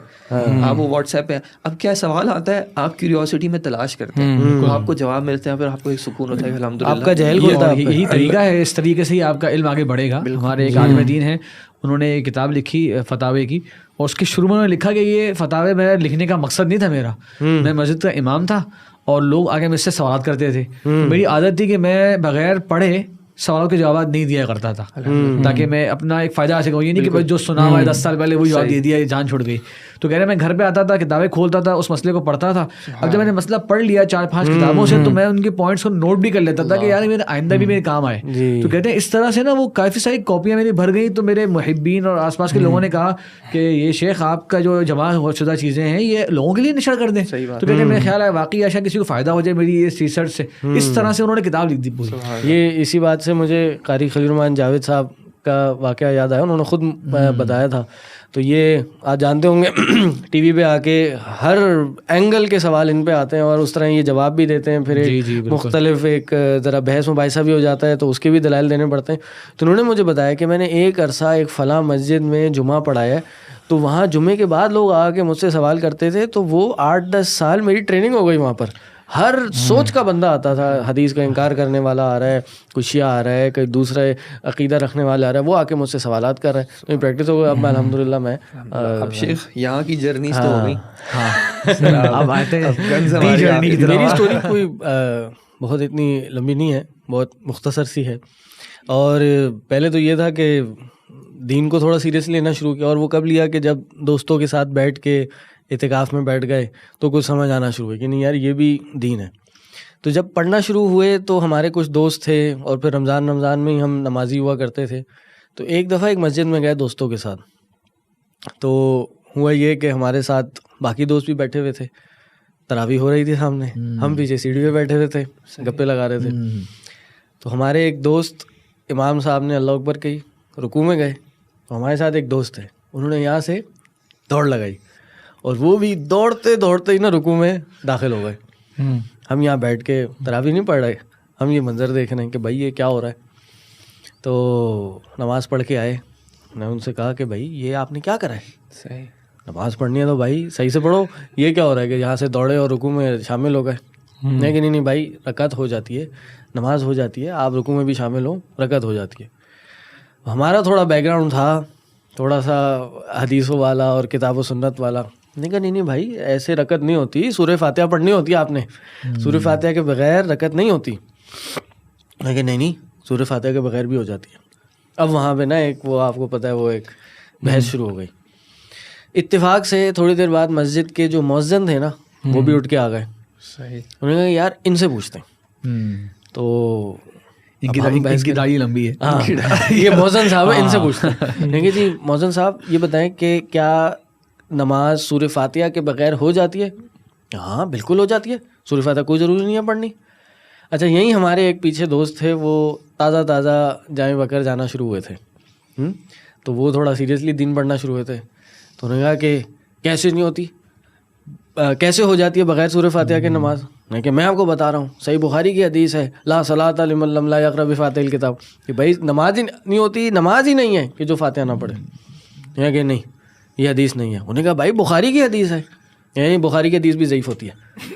اور یہ میں دیکھ رہا ہوں, میں نے کہا یار یہ کیا چل رہا ہے, آج تک تو ہم صرف نماز روزہ, بھائی نماز ہوتی ہے پھر حج روزہ ہوتا ہے, یہی ہمارا دین تھا. یہ الگ ایک ڈیمینشن چل رہی ہے. تو بخاری اور ضعیف سب کچھ چل رہا ہے, بخاری بھی ہے اور ضعیف بھی ہے, اور ایک کہہ رہا ہے فاتحہ پڑھنی ہے, ایک کہہ رہا ہے فاتحہ نہیں پڑھنی. تو بس وہاں سے جستجو شروع ہوئی کہ یار اب اگر پڑھنا ہے یا اب اچھا نہیں ابھی بھی نہیں ہوئی, ابھی بھی فارمل پڑھنے کی طرف نہیں آئے, ابھی ذرا وہ فٹ بال بنے رہے. ایک کے پاس گئے, انہوں نے دلائل دیے, پھر دوسرے کے پاس گئے, شیخ نے کہا کہ 2-4 دفعہ دلائل دینے کے بعد انہوں نے کہ آپ دارالسلام جائیں, وہاں پر آپ کو کتاب الصلاۃ من صحیح البخاری ملے گی. صحیح, یہ ایک الگ سے کتاب چھپی ہے, وہ لے کے آپ وہ پڑھ کے جس کو آپ نے دکھانی ہے آپ وہ دکھا دیں. ہم نے جناب وہ کتاب خرید لی, اس میں نماز میں فاتحہ امام کے پیچھے پڑھنا ضروری ہے, اس کے کئی دلائل, اور جو اس کے خلاف دلائل دیتے ہیں ان کے بھی رد میں دلائل. ہم نے وہ جا کے ایک شیخ صاحب کو جا کے, ایک عالم صاحب جو اس کے قائل نہیں تھے ان کو جا کے دکھائی. تو یہ ٹرننگ پوائنٹ آیا جب میں نے ان کو وہ حدیث دکھائی, اور حدیث تھی اور اس کا نیچے ترجمہ ہوا تھا. تو ان کے پاس اب جواب نہیں تھا کسی چیز کا, تو آخر میں انہوں نے کہا کہ بھائی یہ جو حدیث ہے نا اس کا ترجمہ ہی غلط ہوا ہے. میں نے کہا لے بھائی اس کا تو میرے پاس کوئی جواب نہیں ہے جب تک کہ میں خود عربی پڑھنا نہ شروع کر دوں. میں کہا بس آج سے میں نے جو ہے نا پڑھنا شروع کرنا ہے. تو بس پھر اس وقت سب سے پہلے میرا خیال ہے میں اپنی پھوپھی کے پاس گیا تھا, وہ جون جولائی کا مہینہ تھا, تو 1-1.5 گھنٹہ ان سے پڑھا. وہ 1-2 دن ہی پڑھا, لیکن پھر اس کے بعد پھر کچھ لوگوں کے ساتھ اٹھنا بیٹھنا ہوا, تو انہوں نے پھر علم حاصل کرنے کی ترغیب دلائی, پھر اس میں پڑھ گئے. اور سب سے بڑا جو ایک ٹارگیٹ تھا نا وہ یہ تھا کہ یار اتنے فرقے ہیں, یہ فضیلت کی مجھے وہ کوئی اس میں نہیں کہ یار بہت فضیلت ہے علم حاصل کرنے کی اور بہت زیادہ ثواب ملتا ہے, یہ اس وقت کوئی کانسیپٹ نہیں تھا. اس وقت یہ تھا کہ یار یہ اتنے کنفیوژنز ہیں, اتنے زیادہ فرقے بنے ہوئے ہیں, مطلب ابھی تو یہی حل نہیں ہو رہا کہ نماز کس طرح پڑھنی ہے. مطلب اس کے بعد تو اتنے میکرو مسائل ہیں, اتنے بڑے بڑے اختلافات ہیں. پہلا سوال تو قیامت کے دن نماز کا ہوگا, اگر نماز ہی صحیح نہیں ہے تو پھر کیسے؟ اور پھر اگر آپ نے ان چیزوں کو حل کرنا ہے تو آپ کو عربی بھی چاہیے, نحو صرف بھی سیکھنی ہے آپ نے, اصول حدیث ضعیف ہے صحیح ہے یہ بھی آپ نے سیکھنی ہے, اصول فقہ بھی آپ نے سیکھنی ہے, پھر تفسیر بھی آپ نے سیکھنی ہے کیونکہ مخالف کے دلائل قرآن سے بھی آ رہے ہیں, تو یہ سب آپ کو پڑھنا پڑے گا. اور جب آپ پورا ایک تصور لے لیں گے پھر آپ کسی کی بات سمجھنے اور سمجھانے کے لائق رہیں گے. تو اس چیز نے موٹیویٹ کیا اور پھر پڑھنا شروع ہو گیا. ماشاء اللہ اور بھی لوگوں کو موٹیویٹ کیا, بہت سے لوگوں کو. جی الحمدللہ, اللہ کی توفیق ہے. ہم تو بس آپ ہی ماشاء اللہ آ گئے انیشلی, ویسے تو نہیں میرے علاوہ اور بھی لوگوں کو. یہ کیا کم ہے کیا کسی یہ تو ماشاء اللہ. یہ مجھے یاد ہے جیسے کہ آپ کا جو مسئلہ نماز کا تھا نا, آپ کو یاد ہوگا کہ میرا جو شروع کا مسئلہ وہ کیا تھا کہ اللہ تعالیٰ کہاں ہے. ہاں اس پر ہماری مطلب ڈائریکٹلی جو ہے وہ اس میں بات ہوئی تھی. پہنچ گئے آپ. ہاں تو ایک اس پہ سگریٹ والا مسئلہ بھی تھا نا, وہ کس کا تھا؟ وہ تھوڑا سینسر کر لیں مسئلہ وہ. جی جی ہاں تو اللہ تعالیٰ کہاں ہے. ان کا اشارہ اس طرف ہے, ان کا اشارہ ایک اور طرف ہے. ہاں جی مجھے پتا ہے, وہ آپ ذکر کر دیں بہرحال. خیر تو وہ اللہ تعالیٰ کہاں ہے. مجھے یاد ہے کہ ہم چائے کے ڈھابے پہ بیٹھ کے ہم یہ ڈسکس کر رہے ہوتے تھے کہ اللہ کہاں ہے. اب میرے ایک چارٹرڈ اکاؤنٹنٹ میں ایک ٹیچر تھے, وہ ہمیں بتاتے تھے کہ نہیں اللہ تعالیٰ ہر جگہ ہے, اور یہ کہتے تھے کہ اللہ تعالیٰ عرش پر مستوی آسمانوں میں. تو مجھے یاد ہے کہ ہم شروع کی جو ڈسکشنز ہوتی تھیں ہماری وہ اس پہ تھیں. بہرحال کوئی نہ کوئی ٹریگر پوائنٹ ہوتا ہے کہ جہاں پہ انسان یہ سوچنا چاہتا ہے. شیخ دیکھیں زندگی میں اللہ تعالیٰ جو ہے نا, یہ آپ محسوس بھی کریں گے, کہیں نہ کہیں کوئی ایسا پوائنٹ آتا ہے انسان کی زندگی میں جہاں سے اللہ تعالیٰ انسان کو نا دیتا ہے کہ اس کو نا پکڑو اور آگے بڑھو. وہ کچھ لوگ ہوتے ہیں وہ اگنور کر دیتے ہیں کہ یار دیکھ لیں گے, پھر وہ کہتے ہیں یار نہیں چھوڑیں. پھر دیکھ بھائی آپ کو اللہ تعالیٰ نے ایک موقع دیا تھا, آپ کو ایک جستجو آئی تھی, اندر سے ایک آواز آئی تھی کہ بھائی اس راستے کے چلو, علم حاصل کرو, لیکن تم نے اس بات کو اگنور کیا, اعراض کیا. بالکل. اور یہی ہوا پھر جب میں پڑھنا شروع ہوا, وہی میں نے کہا کہ ایک تو انیشیل ٹریگر اور موٹیویشن ہوتی ہے, پھر ڈیورنگ تعلیم بھی ایک موٹیویشن ہوتی ہے. پھر یہ تھا کہ یار یہ اتنا ذخیرہ ہے علم کا, اتنی حدیث کی کتابیں ہیں, قرآن ہے, یعنی میں بھی پڑھائی میں تو ماشاء اللہ یہ اور یہ مجھ سے بہت زیادہ بہتر ہیں دنیاوی پڑھائی میں. میں تو بالکل اتنا زیادہ میں پڑھائی میں نہیں تھا, اسپورٹس میں ذرا بہت زیادہ تھا. تو جب پڑھائی کا مجھے شوق آیا تو یہ دین کی پڑھائی کا آیا کہ نہیں یار یہ ہمیں پڑھنا چاہیے. اور اکثر مجھے یاد ہے وہی اللہ شروع سے کچھ نہ کچھ انسان کے اندر وہ ڈال رہا ہوتا ہے. میں بکس پڑھنے کا اتنا شوقین نہیں تھا, لیکن کبھی بھی بکس لینے گیا بک ایکسپو میں تو میں حضرت عمر کی لائف پہ, حضرت ابوبکر کی لائف پہ بکس لے کے آ گیا, اور مجھے نہیں سمجھ آیا میں کیوں لے کے آیا. تو انہوں نے کہا یار تمہیں یہ بکس پڑھنے کا شوق ہے. میں نے کہا لینے کا شوق ہے, پھر پڑھنے کا تو ہے نہیں بہرحال. لیکن جب اس میں داخل ہوئے دیکھا یار یہ تو علم کا ایک سمندر ہے اور ہم کورے ہیں, یعنی یہ پورا سمندر ہے, ہمارے پاس تو ایک بوند بھی نہیں ہے, ہم تو دور سے ہی دیکھ رہے ہیں بھائی کچھ نہ کچھ ہوتا ہے. کچھ لوگوں کو نا ڈی موٹیویٹ کر جاتی ہے, حالانکہ یہ تو ایک موٹیویشن کی بات ہے کہ یار اتنے مراحل ہیں, آپ چلتے جائیں, اللہ تعالیٰ آپ کو زندگی بھر, جیسے نا کہ یہ کوئی آپ نے بھی کہا تھا نا کوئی سند, یہ اینڈ نہیں ہے کہ بھائی یہاں تک بس مجھے پہنچنا ہے, میرا سارا علم آ گیا. یہ تو زندگی بھر کی ایک طلب ہے. بالکل. کچھ لوگ اس سے ڈی موٹیویٹ ہو جاتے ہیں, یار نہیں کوئی ایسا ہونا 1 سال کے اندر ہو جائے, 5 سال کے اندر بس ختم ہو جائے.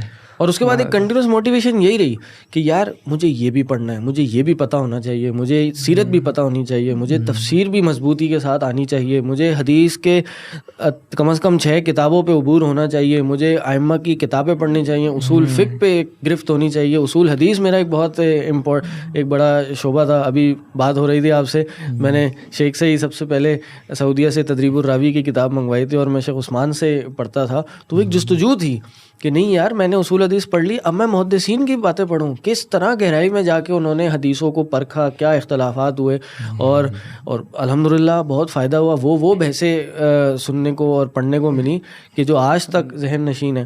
یعنی آپ دیکھیں کہ جب انسان علم میں جاتا ہے نا, ہمارے یہاں ایک بہت بڑا مسکنسیپشن ہے کہ یار آپ نے مفتی علامہ بننا ہے یا آپ نے عالم بنانا ہے تبھی آپ پڑھیں, ورنہ پڑھنے کی ضرورت نہیں. آپ یہ 2-4 علماء کے دروس سن لیں, یوٹیوب پہ لیکچر سن لیں, سیریز سن لیں, آپ دائی بن گئے بہت اچھے. حالانکہ یہ جو ان سے تدریب الراوی منگوائی تھی, بہتوں کو تو شاید نام بھی نہ پتا اس کا, اور نہ ٹاپک کیا ہے وہ نہیں پتا, لیکن اس میں ایک کال پڑا تھا اور وہ آج تک یاد ہے, اور وہ بڑا مشہور ہے, اور وہ انسان کی عمل کی بنیاد ہے. کہ وہ امام مالک کے پاس ایک شخص آیا, انہوں نے کہا کہ آپ موطا تصنیف کر رہے ہیں, موطا تالیف کر رہے ہیں, آپ سے پہلے تو بہت ساری موطات ہیں, کئی موطا موجود ہیں, تو پھر آپ کیوں لکھ رہے ہیں, کیا وجہ بن رہی ہے جو آپ یہ کام کر رہے ہیں, کوئی مختلف کام کریں, کوئی نیا کام کریں. تو انہوں نے وہ جملہ کہا جو سونے کے پانی سے لکھنے کے برابر ہے. انہوں نے کہا کہ ہے ما کان للہ بقیہ, جو اللہ کے لیے ہوگا وہی باقی رہے گا. بس یہ وہ چیز تھی کہ یار دنیا میں کچھ بھی کرنا ہے تو بھائی اللہ کے لیے کرنا ہے. اور واللہ یہ کانسیپٹ آج بھی ہے, اس جگہ پہ بیٹھے ہوئے بھی ہے کہ بھائی دنیا میں 100 کام ہو رہے ہوں, ہم کام بس اللہ کے لیے کریں. اگر ہم مٹ جائیں گے, اور وہ قول بھی ہے کہ دنیا فنا ہو جائے گی, والعلماء باقون, علماء باقی رہتے ہیں. اور علماء کس طرح باقی رہتے ہیں, ان کا علم باقی رہتا ہے. تو کچھ بھی کام کرنا ہے اس نیت سے کرنا ہے کہ بھائی اگر اخلاص ہوگا تو یہ چلے گا, اخلاص ہوگا تو یہ کامیاب ہوگا. اگر کوئی چیز کامیاب نہیں ہوئی, دنیاوی اسباب اپنی جگہ, تو بھائی کوئی نہ کوئی اخلاص کی کمی تھی جس وجہ سے یہ پروان نہیں چڑھ سکی. تو اس نے الحمدللہ علم نے ہمیں. اور میں ایک اور بات بتاؤں, میں نے بہرحال میری بات لمبی ہو رہی ہے, آپ لوگ بڑے صبر کے ساتھ سن رہے ہیں, ہمیں عادت ہے. ہاں چلیں. ویسے آپ کی اسٹوری شروع میں مختصر تھی. ہاں نہیں, یہ اسٹوری نہیں, ابھی اختصار ہی ہے. آپ کے لقمے کہاں ہیں؟ میں ایک بات یہ بھی کہوں گا کہ علم اصل میں یہ علم جو ہے نا اس کی بہت برکتیں ہیں. جیسے انہوں نے کہا کہ جب میں پڑھنے گیا تو میرا دماغ کھولنا شروع ہوا اور میں نے اس کو گریب کرنا شروع کیا. تو میں یہ سمجھتا ہوں ہر انسان میں خامیاں ہوتی ہیں. میرے میں بھی کئی خامیاں تھیں, شاید دوسروں کے مقابلے میں بہت زیادہ تھیں. پرسنالٹی کافی ایشوز تھے, ابھی بھی ہوں گے یقیناً اور ہیں بھی. تو جب بھی میں نے علم پڑھا تو علم نے مجھے بہت زیادہ ہمبل کیا, علم نے مجھے بہت زیادہ ادب سکھائے, مجھے علم نے بہت زیادہ صبر عطا کیا کہ یار دنیا میں بہت سی ایسی چیزیں ہیں جو آپ کو نہیں پتہ. ہر چیز میں آپ چیمپئن نہیں ہیں, بالکل ہر چیز میں آپ صحیح نہیں ہیں. بہت سے ایسے پیراڈائم ہیں, بہت سے ایسے ایونیوز ہیں جس کا آپ کو خبر بھی نہیں ہے, اور پڑھ کے بھی آپ کو یاد نہیں رہتا, پڑھ کے بھی یاد نہیں رہ سکتا. اور اگر کوئی آپ کے سامنے بیٹھا ہے, وہ آپ کو سکھانے کے لیے بیٹھا ہے, تو بھائی وہ آپ سے کئی درجے بڑا ہے اور آپ کو صبر کر کے اس کے پاس جانا ہوگا. یہ میں نے الحمدللہ یہ علم نے مجھے سکھایا ایک عرصے میں, اور یہ ایک دن میں نہیں آتا. یہ ہچکولے مارتے ہوئے اور جمپے مارتے ہوئے یہ جو علم سیکھتے ہیں یہ ان میں نہیں آتی باتیں, لیکن جو ایک وقت لگاتے ہیں صبر کے ساتھ, وہ پھر صبر انسان کی اندر آ جاتا ہے اور پھر انسان کو وہ ہر چیز میں کنسسٹنسی عطا کرتا ہے. نہیں یار میں ٹھہراؤ پیدا ہو جاتا ہے انسان کی شخصیت میں. تو میں دیکھتا ہوں کہ واللہ اگر میں علم کے ساتھ نہیں جڑا ہوتا تو میں شاید بہت خطرناک آدمی ہوتا, میں بڑا برا آدمی ہوتا, بہت برا. تو یہ علم کی برکت ہے کہ یہ انسان کو ڈائریکشن دے دیتی ہے. بالکل بالکل. تو بس یہ علم ہی ہے, یعنی اس کی جو فضیلت ہے, ایسی تو نہیں کہہ دیا کہ یہ علماء جو علم ہے یہ نبی علیہ السلام کی میراث ہے. تو نبی علیہ السلام اگر کچھ چھوڑ کے گئے ہیں تو بھائی یہ ورثہ ہے. یعنی نبی علیہ السلام نے فرمایا ان الانبیاء لم یورثوا درہما ولا دینارا, کہ انبیاء جو ہیں وہ درہم اور دینار ورثے میں نہیں چھوڑ کے جاتے, ولکن ورثوا العلم, وہ علم چھوڑ کے جاتے ہیں. فمن اخذہ اخذ بحظ وافر, جس نے یہ علم لے لیا اس نے ایک بہت بڑا حصہ لے لیا. تو علم کی فضائل میں کوئی کمی نہیں ہے. اسی سے ایک پوائنٹ آپ کا ذہن میں آ رہا ہے میرے کہ جیسے آپ نے کہا نا کہ یہ علماء کی انبیاء کرام کی وراثت ہے, اس طرح یہ سیم بات یہ بھی انسان ایک حدیث بڑی وہ الارمنگ بھی ہے. فرمایا اللہ کے نبی صلی اللہ علیہ وسلم نے من یرید اللہ بہ خیرا یفقہہ فی الدین, سبحان اللہ, یہ جس سے اللہ تبارک و تعالیٰ بھلائی کا ارادہ چاہتے ہیں اسے دین کی فقاہت دے دیتے ہیں. کوئی فقہ سے دین کی عام فہم ہے, دین کی صحیح انڈرسٹینڈنگ ہے. تو شیخ ابن باز رحمہ اللہ کا ایک قول ہے, وہ یہ کہتے ہیں کہ اس حدیث کا مفہوم بھی ہے. ہمارے یعنی کہ طلبہ جانتے ہیں ایک ہوتا ہے منطوق, ایک ہوتا ہے مفہوم. منطوق جو اس کا ڈائریکٹ ورڈز کہہ رہے ہیں, ایک اس کا مفہوم جو سے بات سمجھ میں آ رہی ہے کہ اگر کسی کو دین کی صحیح فہم نہیں ملی ہوئی, دین کے علم سے وہ بہرہور نہیں ہوا تو گویا اللہ نے اس سے خیر کا ارادہ نہیں چاہا. اور یہ مطلب اس لیے نہیں مطلب کوئی سمجھے کہ یار اس کا مطلب یہ کہ آپ کو عالم بننا ضروری نہیں. پھر ہم اگین اس پہ آئیں گے کہ آپ کو دین کا علم حاصل کرنا ضروری ہے, اور اگر آپ اس راستے پہ چلے ہوئے نا تو اس پہ اللہ کا بہت شکر ادا کریں کہ یہ اللہ تعالیٰ کے آپ کے ساتھ بھلائی کا ارادہ فرمایا ہے, تبھی آپ کو اس راستے کی توفیق دی ہے. اور اس کے لیے کوئی میں نے کہا نا کہ وہ ڈگریز اور سال وغیرہ وہ نہ سوچیں. آپ بے شک صبح کے وقت میں کوئی چھوٹا سا حلقہ بھی اگر آپ نے جوائن کیا ہوا ہے, آپ نے شام کے وقت میں کوئی آن لائن کلاس بھی بے شک اگر شروع کی ہوئی ہے, آپ نے ارادہ کیا ہوا ہے کہ میں نے دین کو سمجھنا ہے نا, یہی خیر کا اللہ تعالیٰ کی طرف سے. اصل میں دین کا علم جو خشیت ہے, خشیت الہی ہے. غالباً ابو دردہ رضی اللہ تعالیٰ عنہ کا قول بھی ہے, اور غالباً انہوں نے اللہ کے نبی صلی اللہ علیہ وسلم سے ہی روایت کیا ہوگا کہ اس میں یہ ہے کہ کیا میں تمہیں یہ نہ بتاؤں کہ سب سے پہلا علم جو ہے وہ کون سا اٹھایا جائے گا. تو اس پہ انہوں نے یہ ذکر کیا کہ وہ خشیت ہے, حتیٰ کہ آپ دیکھو گے کہ مسجد جامع میں سب نماز پڑھے ہوں گے لیکن ان میں کوئی بھی خاشع یعنی خشیت رکھنے والا نہیں ہوگا. قرآن میں بھی تو ہے نا انما یخشى اللہ من عباد العلماء. بالکل بالکل. اللہ اکبر. شیخ یہ جو آپ نے کہا نا کہ واقعتاً اصل میں ہماری پرائرٹیز اتنی الگ ہو گئی ہیں نا. جیسے سورہ کہف میں بھی اللہ تعالیٰ نے جو 2 بندوں کا ذکر کیا, اس میں سے ایک کا کیا تھا کہ بھائی مجھے چونکہ اتنا یہ باغات دیے گئے, اتنا مال دیا گیا ہے, تو میں اللہ کے یہاں جو ہے زیادہ مقبول ہوں. تو یہ کہ ہمارے یہاں جو خیر کا جو ارادہ ہے وہ ہم سمجھتے ہیں کہ نہیں, اگر مجھے دنیا مل رہی ہے, میرے بزنس میں گروتھ ہو رہی ہے, تو پھر میں اللہ تعالیٰ کے یہاں جو اللہ نے میرے ساتھ خیر کا ارادہ کیا ہے. اصل جو خیر ہے انسان کے دنیاوی اعتبار سے بھی اور اخروی اعتبار سے بھی وہ دین ہے.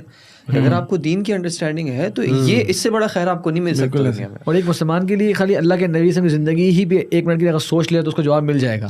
آپ صلی اللہ علیہ وسلم کو اللہ نے خیرتا کری تھی, کون سی خیرتا کری تھی, دنیا کیسی تھی آپ کے پاس, اور جو آپ چھوڑ کے گئے ہیں علم, قرآن اور آپ کی فرامین, اور آپ کی تربیت کے آثار صحابہ کرام میں وہ کیسے تھے. کوئی کمپیریزن ہی نہیں ہے. ہمارے پاس ہم میں سے ہر ایک کے بعد جو ہمیں سن رہا ہے اس کے بعد شاید لاکھوں گنا زیادہ دنیا ہو جو کہ آپ وسلم کو ملی, لیکن تو پھر ان کو فوقیت کس طرح ملی, رتبہ کس سے ملا؟ اسی علم سے, اسی وحی سے. خود نبی علیہ السلام کو حکم دیا گیا وَقُلْ رَبِّ زِدْنِي عِلْمًا, کہ اللہ مجھے علم میں زیادہ کر دے.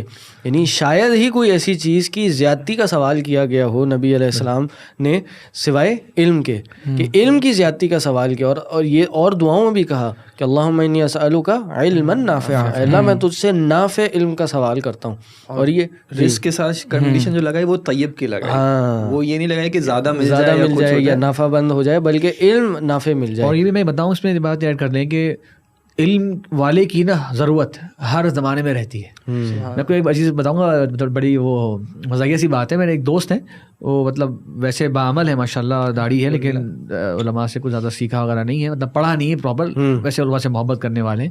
تو مجھے کہہ رہے ہیں کہ میں اپنی کلاس کے اندر تھا نا یونیورسٹی کے اندر, تو چونکہ میری داڑھی تھی نا پوری, تو میں پوری کلاس کا مفتی بن گیا تھا ان کی طرف سے. نہیں کہہ رہے ہیں سارے لڑکے اور لڑکیاں سارے مسائل حل کر لیں گے میرے پاس آیا کرتے تھے, اور کہہ رہے ہیں مطلب خاندانی مسائل بھی حل کر رہا ہوں, اور کسی وہ تو مذاق میں کہہ رہے تھے کسی لڑکے لڑکیوں کی آپس میں اگر نہیں بنی تو اس کو بھی میں ٹھیک کر رہا ہوں. سب نے نا مجھے اپنا ایک شریف سا بھائی اور ایک دیندار سمجھ لیا تھا. تو مطلب یہ کہ اس سے تھوڑا آئیڈیا لگائیں کہ یار کتنی لوگوں کو ضرورت رہتی ہے اس چیز کی.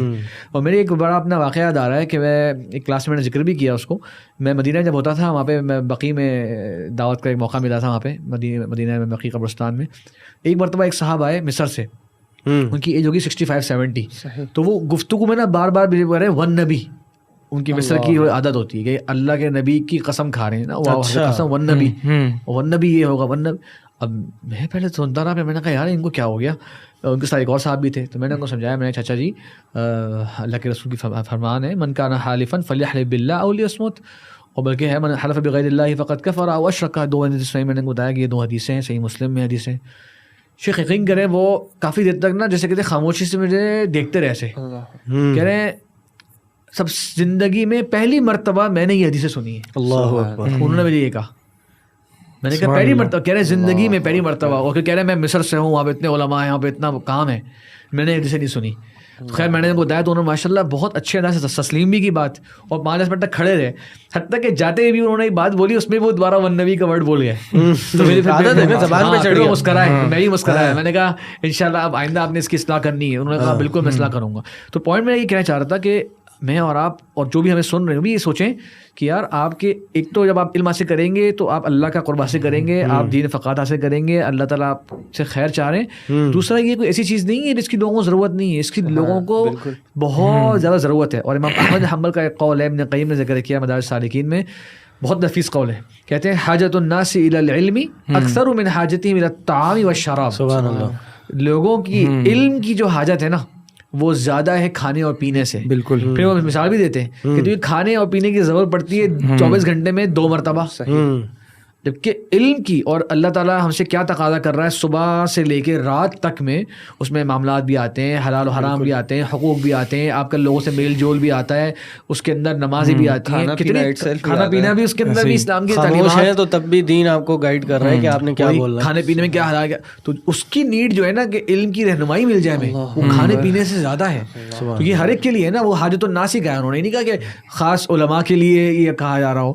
تو میں اور ہمیں اب جو سن رہے ہیں ہمارے دوست احباب ساتھی جو بھی ہیں, ان سب کے لیے یہ بات ہے کہ آپ اپنے آپ کو اس کے لیے تیار کریں اور اس کے لیے وقت نکالیں. جس طرح دنیا میں کوئی اسکل سیکھنے کے لیے آپ ٹائم نکالتے ہیں, تھوڑا سا ٹائم نکالتے ہیں. اور بلکہ میں ماشاءاللہ آپ کے انسٹیٹیوٹ کا ذکر ہم نے شروع میں بھی کیا, بہت زبردست لوگوں کے پاس ایک آپشن ملا لوگوں کو کہ جو صبح کے وقت میں کہیں جاب بھی کر رہے ہیں, کوئی فارمر ایجوکیشن میں مصروف ہیں, اپنی یونیورسٹی میں جا رہے ہیں وغیرہ وغیرہ, وہ شام کے وقت میں اس طرح کے کورسز اب ماشاءاللہ ہو رہے ہیں, اور بھی علماء کرا رہے ہیں, اور بھی ادارے کرا رہے ہیں کہ جو شام کے وقت میں آپ کو علم سے بہرہ ہونے کا موقع ہے. اب تو آن لائن بھی ہے, اب تو ہمارے پاس کوئی مطلب حجت ہی نہیں رہ جاتی نا کہ ہم اللہ کو کیا بولیں. بس وہ ایک صحبت کا بات رہ جائے گی کہ آج کے زمانے میں جو فتنوں کا عالم ہے نا, آپ لوگوں نے ماشاءاللہ بار بار اس چیز کو نوٹ کرا کہ ہمارے دوست تھے, ہم لوگ مل کے باتیں کرتے تھے. صحیح بات ہے شیخ طاہر, یہ بہت اہم پوائنٹ ہے.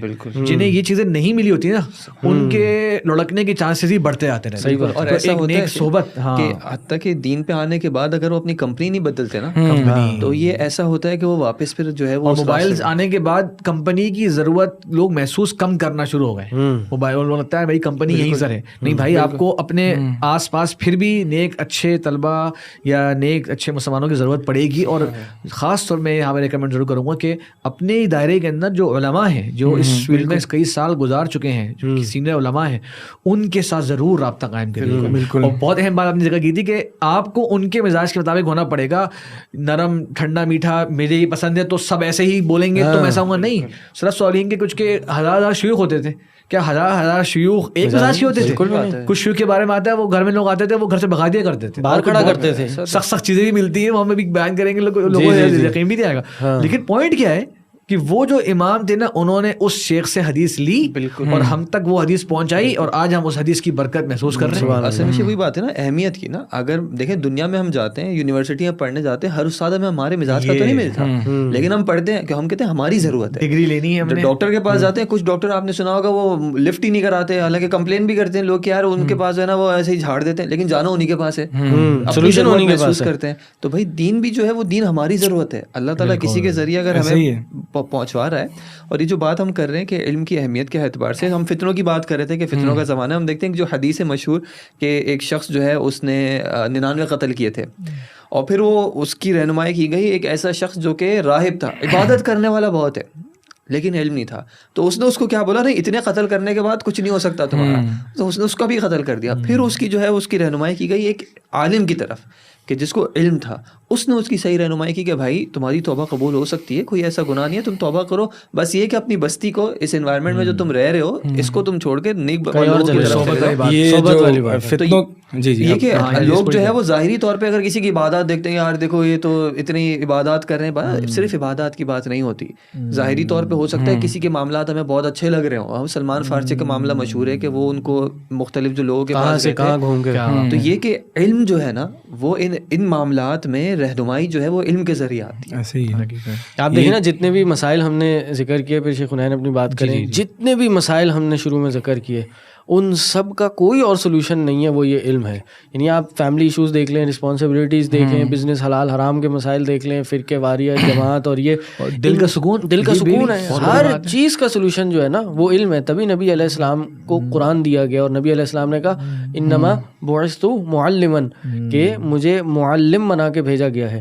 اور تو معلم کیوں بنا کے بھیجا گیا؟ تاکہ لوگوں کو تعلیم دی جائے. آپ کچھ کہہ رہے تھے. بالکل آپ کی بات کو میں سپورٹ بلکہ یہی بات میں کچھ کہہ رہا تھا کہ دین میں جو بنیادی جو گمراہی کے اسباب ہیں وہ بنیادی طور پر دو ہی ہیں, ایک شکوک شبہات ہیں اور دوسرے جو ہیں وہ شہوات ہیں, ڈیزائرز اینڈ ڈاؤٹس. تو یہ جو ڈاؤٹس آتے ہیں اس کا حل کیا ہے؟ اس کا حل یقین ہے. اور یقین کیسا آتا ہے؟ علم کے ذریعے آتا ہے. اللہ تعالیٰ نے انہی دو شبہات کو, انہی دو مسائل کو کیٹر کرنے کے لیے اللہ تعالیٰ نے فرمایا وَجَعَلْنَا مِنْهُمْ أَئِمَّةً يَهْدُونَ بِأَمْرِنَا لما صبروا وكانوا بآياتنا يوقنون. صبر اور یقین, ٹھیک ہے. یہ صبر یہ خواہشات یعنی یہ ڈیزائرز کے اگینسٹ ہے. تو خواہشات کا حل کیا ہے؟ صبر. اور لما كانوا بآياتنا يوقنون, یقین کس کا حل ہے؟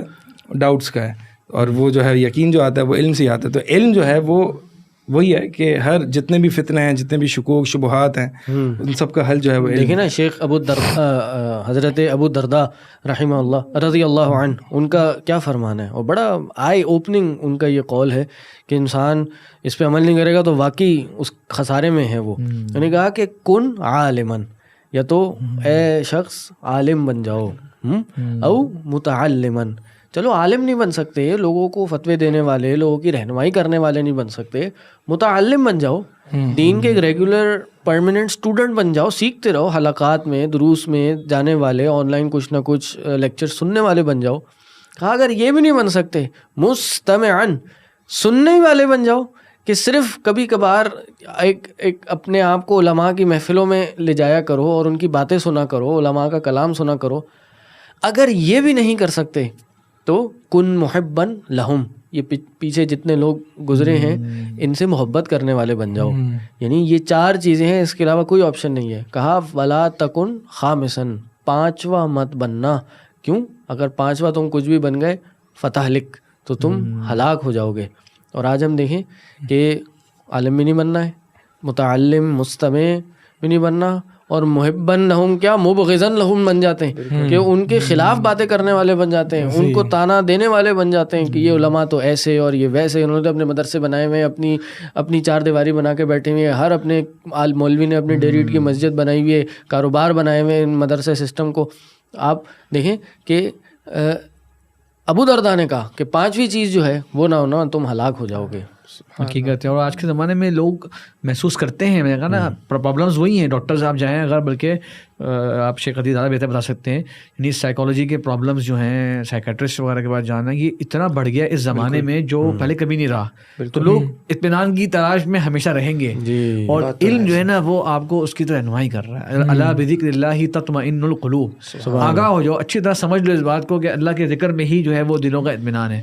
وہ جو قرآن کی آیت ہے ما انزلنا علیک القرآن لتشقى، کہ اللہ تعالیٰ نے فرمایا کہ ہم نے، اللہ تعالیٰ نے اپنے نبی فرمایا کہ ہم نے اس قرآن کو اس لیے نازل نہیں کیا کہ آپ جو ہے اس کی وجہ سے تنگ دل ہوں، بلکہ یہ تو دلوں کو فرحت بخشنے والا، یہ تو دلوں کو سکون دینے والا. تو قرآن کی طرف ماشاءاللہ لوگوں کے مشاہدے میں لوگ آتے بھی ہیں جو قرآن کی طرف جب آئے ان کی زندگی اور بہتر ہوئی، ان کی زندگی میں سکون آیا، راحت آئی، ان کے تعلقات بہتر ہوئے لوگوں سے. تو یہ ہر بندے کی نیڈ ہے، ہر بندہ چاہتا ہے کہ اس کی زندگی میں ایک آسانیاں بھی آئیں، سولوشنز بھی آئیں. تو بس یہ اسٹیپ آپ نے لینا ہے. بس بات یہ کہ آپ آئیں اس طرف اور اس ضرورت کو محسوس کریں کہ اس فتنوں کے دور میں بچاؤ کا جو طریقہ ہے نا وہ یہ ہے، اور وہ علماء کی صحبت اختیار کرنا ہے. اور قرآن میں اس کی امام بخاری بھی کہتے ہیں نا، امام بخاری نے اپنی صحیح بخاری میں چیپٹر باندھا کہ باب العلم قبل القول والعمل، کہ علم کا جو چیپٹر ہے وہ کسی قول، عمل، کام کرنے، کہنے، کر سکنے سے پہلے ہے. سب سے پہلے آپ علم حاصل کریں. اور وہ دلیل دی قرآن کی آیت سے فَاعْلَمْ أَنَّهُ لَا إِلَهَ إِلَّا اللَّهُ، کہ توحید سے بھی پہلے، ایمان عقیدے سے بھی پہلے کیا چیز آتی ہے؟ علم آتی ہے. کیونکہ آپ کو علم آتا ہے تو آپ توحید پہ آتے ہیں نا، اللہ کو پہچانتے ہیں. یہ ایک اور فتنوں سے بچنے کے لیے جیسے کہ شیخ فراز کہہ رہے تھے کہ علم جو ہے وہ بہت ضروری ہے. ایک حدیث یاد آئی، اس میں دجال جب آئے گا تو مدینہ کے آس پاس، مدینہ میں تو داخل نہیں ہو سکے گا، مدینہ کے آس پاس جو ہے وہ پڑاؤ ڈالے گا. تو بہترین شخص، اللہ کے نبی صلی اللہ علیہ وسلم فرمایا، بہترین شخص دجال کے پاس آئے گا اور کہے گا کہ میں گواہی دیتا ہوں کہ انک الدجال الذی حدثنا عنک رسول اللہ صلی اللہ علیہ وسلم، کہ میں گواہی دیتا ہوں تو ہی دجال ہے جس کے بارے میں مجھے رسول اللہ صلی اللہ علیہ وسلم نے کی حدیث پہنچی تھی، حدیث میں نے سنی تھی. تو دجال کہے گا کہ اگر میں تجھے 20 سے کاٹ دوں اور پھر دوبارہ سے زندہ کر دوں تو پھر تجھے یقین ہو جائے گا کہ میں تیرا رب ہوں. کہاں مجھے یقین ہو جائے گا. تو 20 سے دجال اس کو کاٹتا ہے اور پھر دوبارہ سے اس کو زندہ کرتا ہے. تو وہ کہتا ہے کہ اب تو مجھے اور بھی یقین ہو گیا کیوں میں نے نبی صلی اللہ علیہ وسلم سے یہی سنا تھا کہ دجال ایسے ہی کرے گا. اب دیکھیں دجال سب سے بڑا فتنہ ہے، ٹھیک ہے، اور وہ بچا کس وجہ سے؟ ایک حدیث کی وجہ سے. آپ دیکھیں امام حسن بصری رحمہ اللہ کا یہی تو فرمان ہے، کہا کہ ان الفتنہ اذا اقبلت عرفہا کل عالم، کہ فتنے جب سامنے آتے ہیں، ابھی نئے نئے ہوتے ہیں تو عالم، ہر عالم اس کو پہچان لیتا ہے. وَإِذَا أَدْبَرَتْ عَرَفَهَا كُلُّ جاہل، کہ جب یہ فتنے لوٹ کے جب پہنچتے ہیں لوگوں میں اپنا نقصان کر دیتے ہیں، ان کا عقیدہ بگاڑ دیتے ہیں، ایمان ختم کر دیتے ہیں، پھر ایک جاہل پہچانتے ہیں ہاں یار واقعی یہ تو ایک فتنہ تھا. تو ویلیو نہیں رہتی نا وہ آج کا، جیسے وہ حدیث ہے نا کہ آخرت کے قرب میں جو ہے اللہ تعالیٰ علم اٹھا لے گا، اور وہ علم اٹھا لینے کی صورت کیا ہوگی؟ نبی صلی اللہ علیہ وسلم نے کیا کہا کہ علماء جو ہیں وہ اللہ تعالیٰ ان کو اٹھا لے گا، اور پھر لوگ کیا کریں گے کہ پھر جو علماء ہیں ان کو اپنا ائمہ بنا لیں گے، تو وہ خود بھی گمراہ ہوں گے اور دوسروں کو بھی گمراہ کریں. تو ابھی جب علماء ہیں الحمدللہ، ابھی جب علم موجود ہے، ہم اس کو اہمیت نہیں دے پا رہے، بلکہ یہ بھی ریئلائز نہیں کر پا رہے کہ علماء بڑی تیزی سے اس دنیا سے رخصت ہوئے چلے جا رہے ہیں. پچھلے 2 سال میں جتنے علماء اس دنیا سے گئے ہیں، میں نے اپنی مختصر زندگی میں کبھی نہیں دیکھا کہ اتنے علماء اتنی تیزی سے، یعنی کووڈ کا سال تھا واللہ بڑا خوفناک وہ 2 مہینے تھے کہ ہر روز اٹھتے تھے تو یہ ہوتا تھا یار آج کس کی خبر آئے گی، آج کس عالم کی موت کے بارے میں ہمیں سننے کو ملے گا. اور بدقسمتی یہ ہے کہ اگین ہمیں ان علماء کا پتہ ہی نہیں ہے. وہ آئے، زندگی میں خدمات انجام دیں، اس دنیا سے چلے گئے، ہمیں ان کا پتہ ہی نہیں چلا. اتنی بے بسی ہے ہماری، اور اتنی کہہ لیجئے کہ نالائکی ہے ہماری کہ ہم اپنے اس ورثے کو جو علماء میراث ہیں انبیاء کی، اس کو ہی ہم نہیں پہچان پاتے. تو بہرحال میرا خیال ہے یہاں پہ ہم اپنی اس پوڈ کاسٹ کو، آج کی گفتگو کو اینڈ کریں گے. الحمدللہ بہت فائدہ ہوا آج کی گفتگو میں. بنیادی طور پہ ہم نے یہ ڈسکس کیا کہ اتنے مسائل ہیں، اتنے فتنے ہیں، اتنے چیلنجز ہیں، اتنی مشکلات ہیں، ان سب کا جو حل ہے وہ علم ہے. یعنی آخر علم ہی کیوں، اور اس کی وجہ یہ ہے کہ انسان کو زندگی میں اگر کچھ بھی حاصل کرنا ہے، کچھ بھی پانا ہے اور ان مسائل کا سامنا کرنا ہے تو بھائی علم کے ساتھ اپنے آپ کو جوڑ لے، علم کو مضبوطی سے تھام لے. ہر کام سے پہلے علم ہے. اللہ سے دعا ہے کہ اللہ تعالیٰ ہمیں علم کے ساتھ جوڑے رکھے، اللہ تعالیٰ ہمیں اہل علم کے ساتھ جوڑ دے، اہل علم کی محبت ہمارے دلوں میں ڈال دے، اللہ تعالیٰ ہمارے دلوں میں علم راسخ کر دے، اللہ تعالیٰ ہمیں فتنوں سے بچائے، اللہ تعالیٰ ہمیں صحیح قرآن و سنت کے منہج پہ چلنے کی توفیق عطا کرے. وآخر دعوانا ان الحمد للہ رب العالمین. سبحانک اللہم وبحمدک اشہد ان لا الہ الا انت استغفرک واتوب الیک. السلام علیکم ورحمۃ اللہ وبرکاتہ. وعلیکم السلام ورحمۃ اللہ وبرکاتہ.